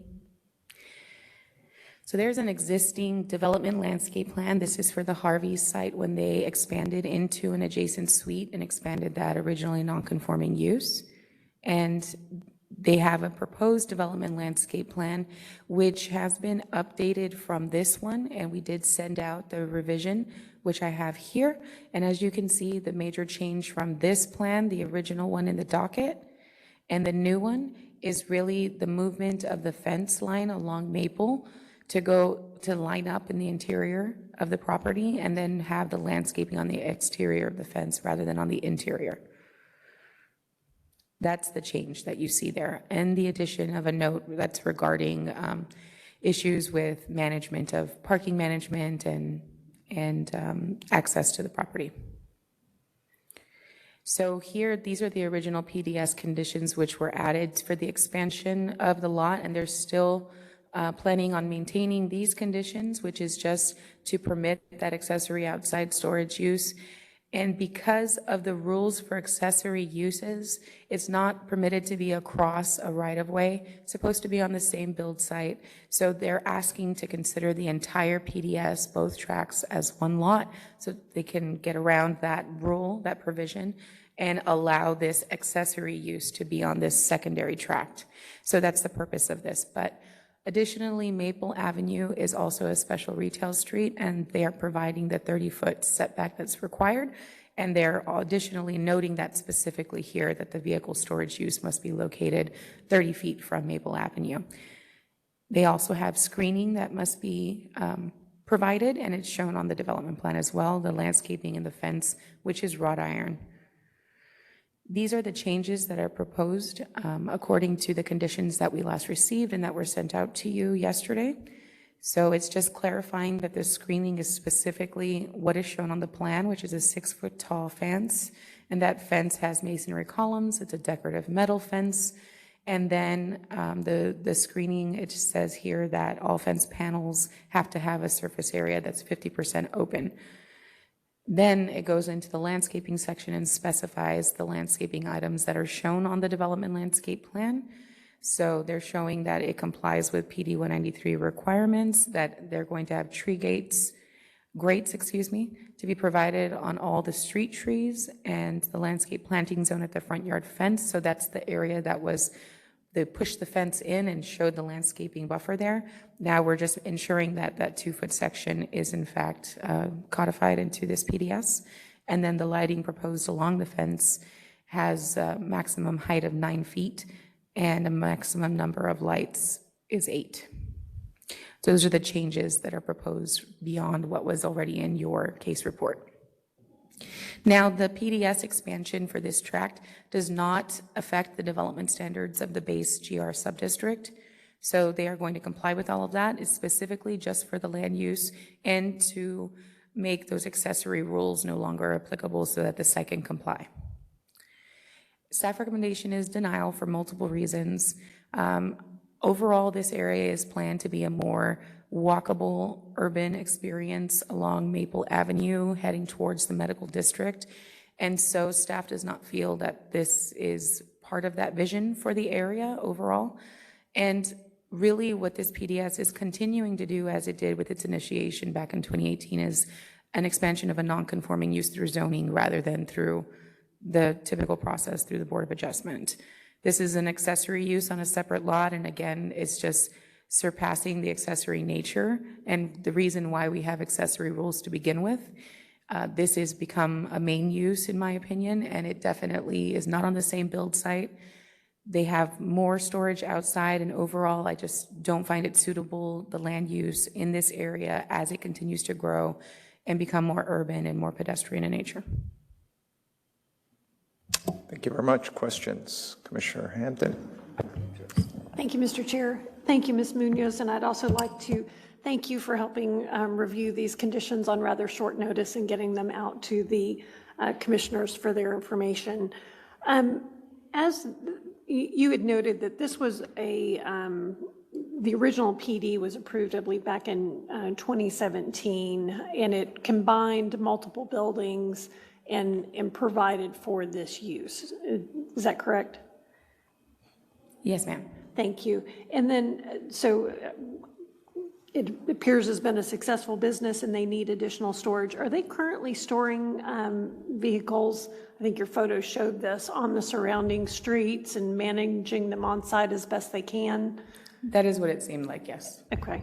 And then as the special retail street provisions, with the addition of the open space, does that go any measure towards speaking to the provisions of the Oaklawn plan?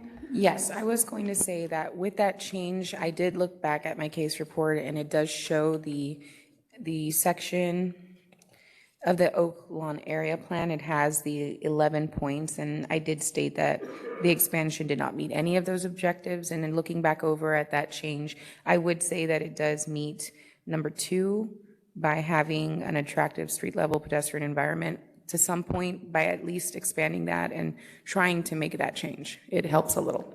Thank you. And is it correct that, while overall I think Maple is in transition, are there other parking facilities that also face onto Maple in this general vicinity?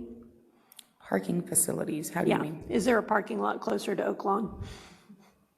I would say yes. That's fenced and has some hedging and Yes. is somewhat comparable to this? Yes. Thank you. I think those are my questions. Oh, and you mentioned on the development plan that there was a note regarding the loading.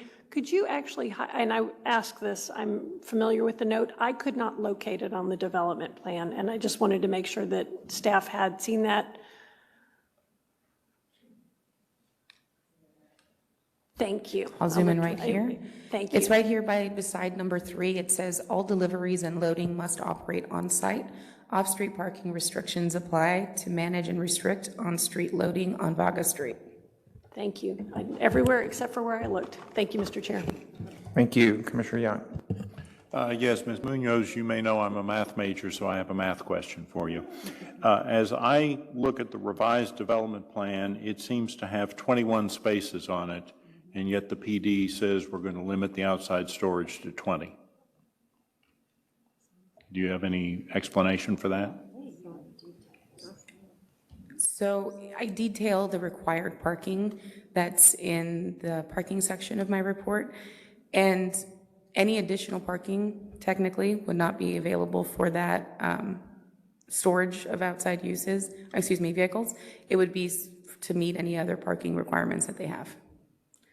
So I'm not sure how they're managing their parking requirement on the main site, but they would have that additional space open to them. All right, well, I'll inquire of the applicant, but this just seems to me a temptation to exceed the PD conditions by a little bit.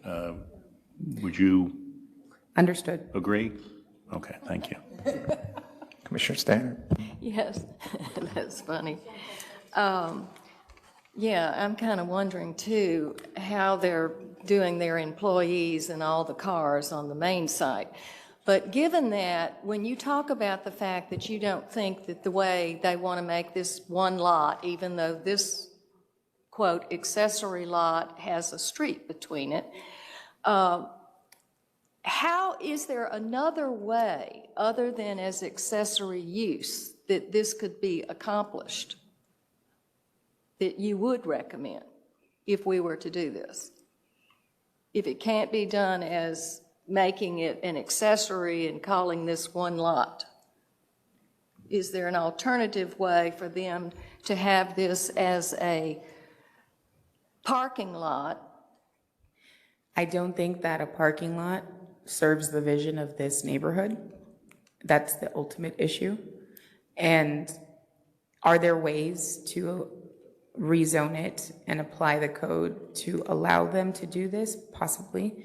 It would probably entail going to some heavier commercial district in PD 193 to permit the outside storage of vehicles. That's something I'd have to research, but again, how suitable is that for this district? Okay, let me ask you something though. If, as Commissioner Hampton said, I'm just curious from a learning standpoint, if, as Commissioner Hampton said, in fact, 193 allowed this non-conforming use, if I understood her correctly, is that correct? Is that correct? It's a non-conforming use. Okay. So, but wasn't it permitted? That means that it was permitted prior to it being PD 193. So it was permitted prior to its being? When PD 193 was adopted, they kind of did, visioning, and when they selected the zoning on Maple, they selected to go away from the industrial uses. Right, and and go I into understand commercial. that, yeah. So that's this when it one was became just sort of non-conforming. grandfathered in because it already existed, is what you're saying? Non-conforming, yes. It Okay. became legally I got non-conforming. what you're saying. But so I just want to be sure I'm clear on something. If this lot were immediately adjacent to this and they wanted to do the same thing, buy the lot and expand, would that make it any different? If it didn't have the street in between it? If they still, I mean, Is it still the same, your same basis? I just want to be clear on that.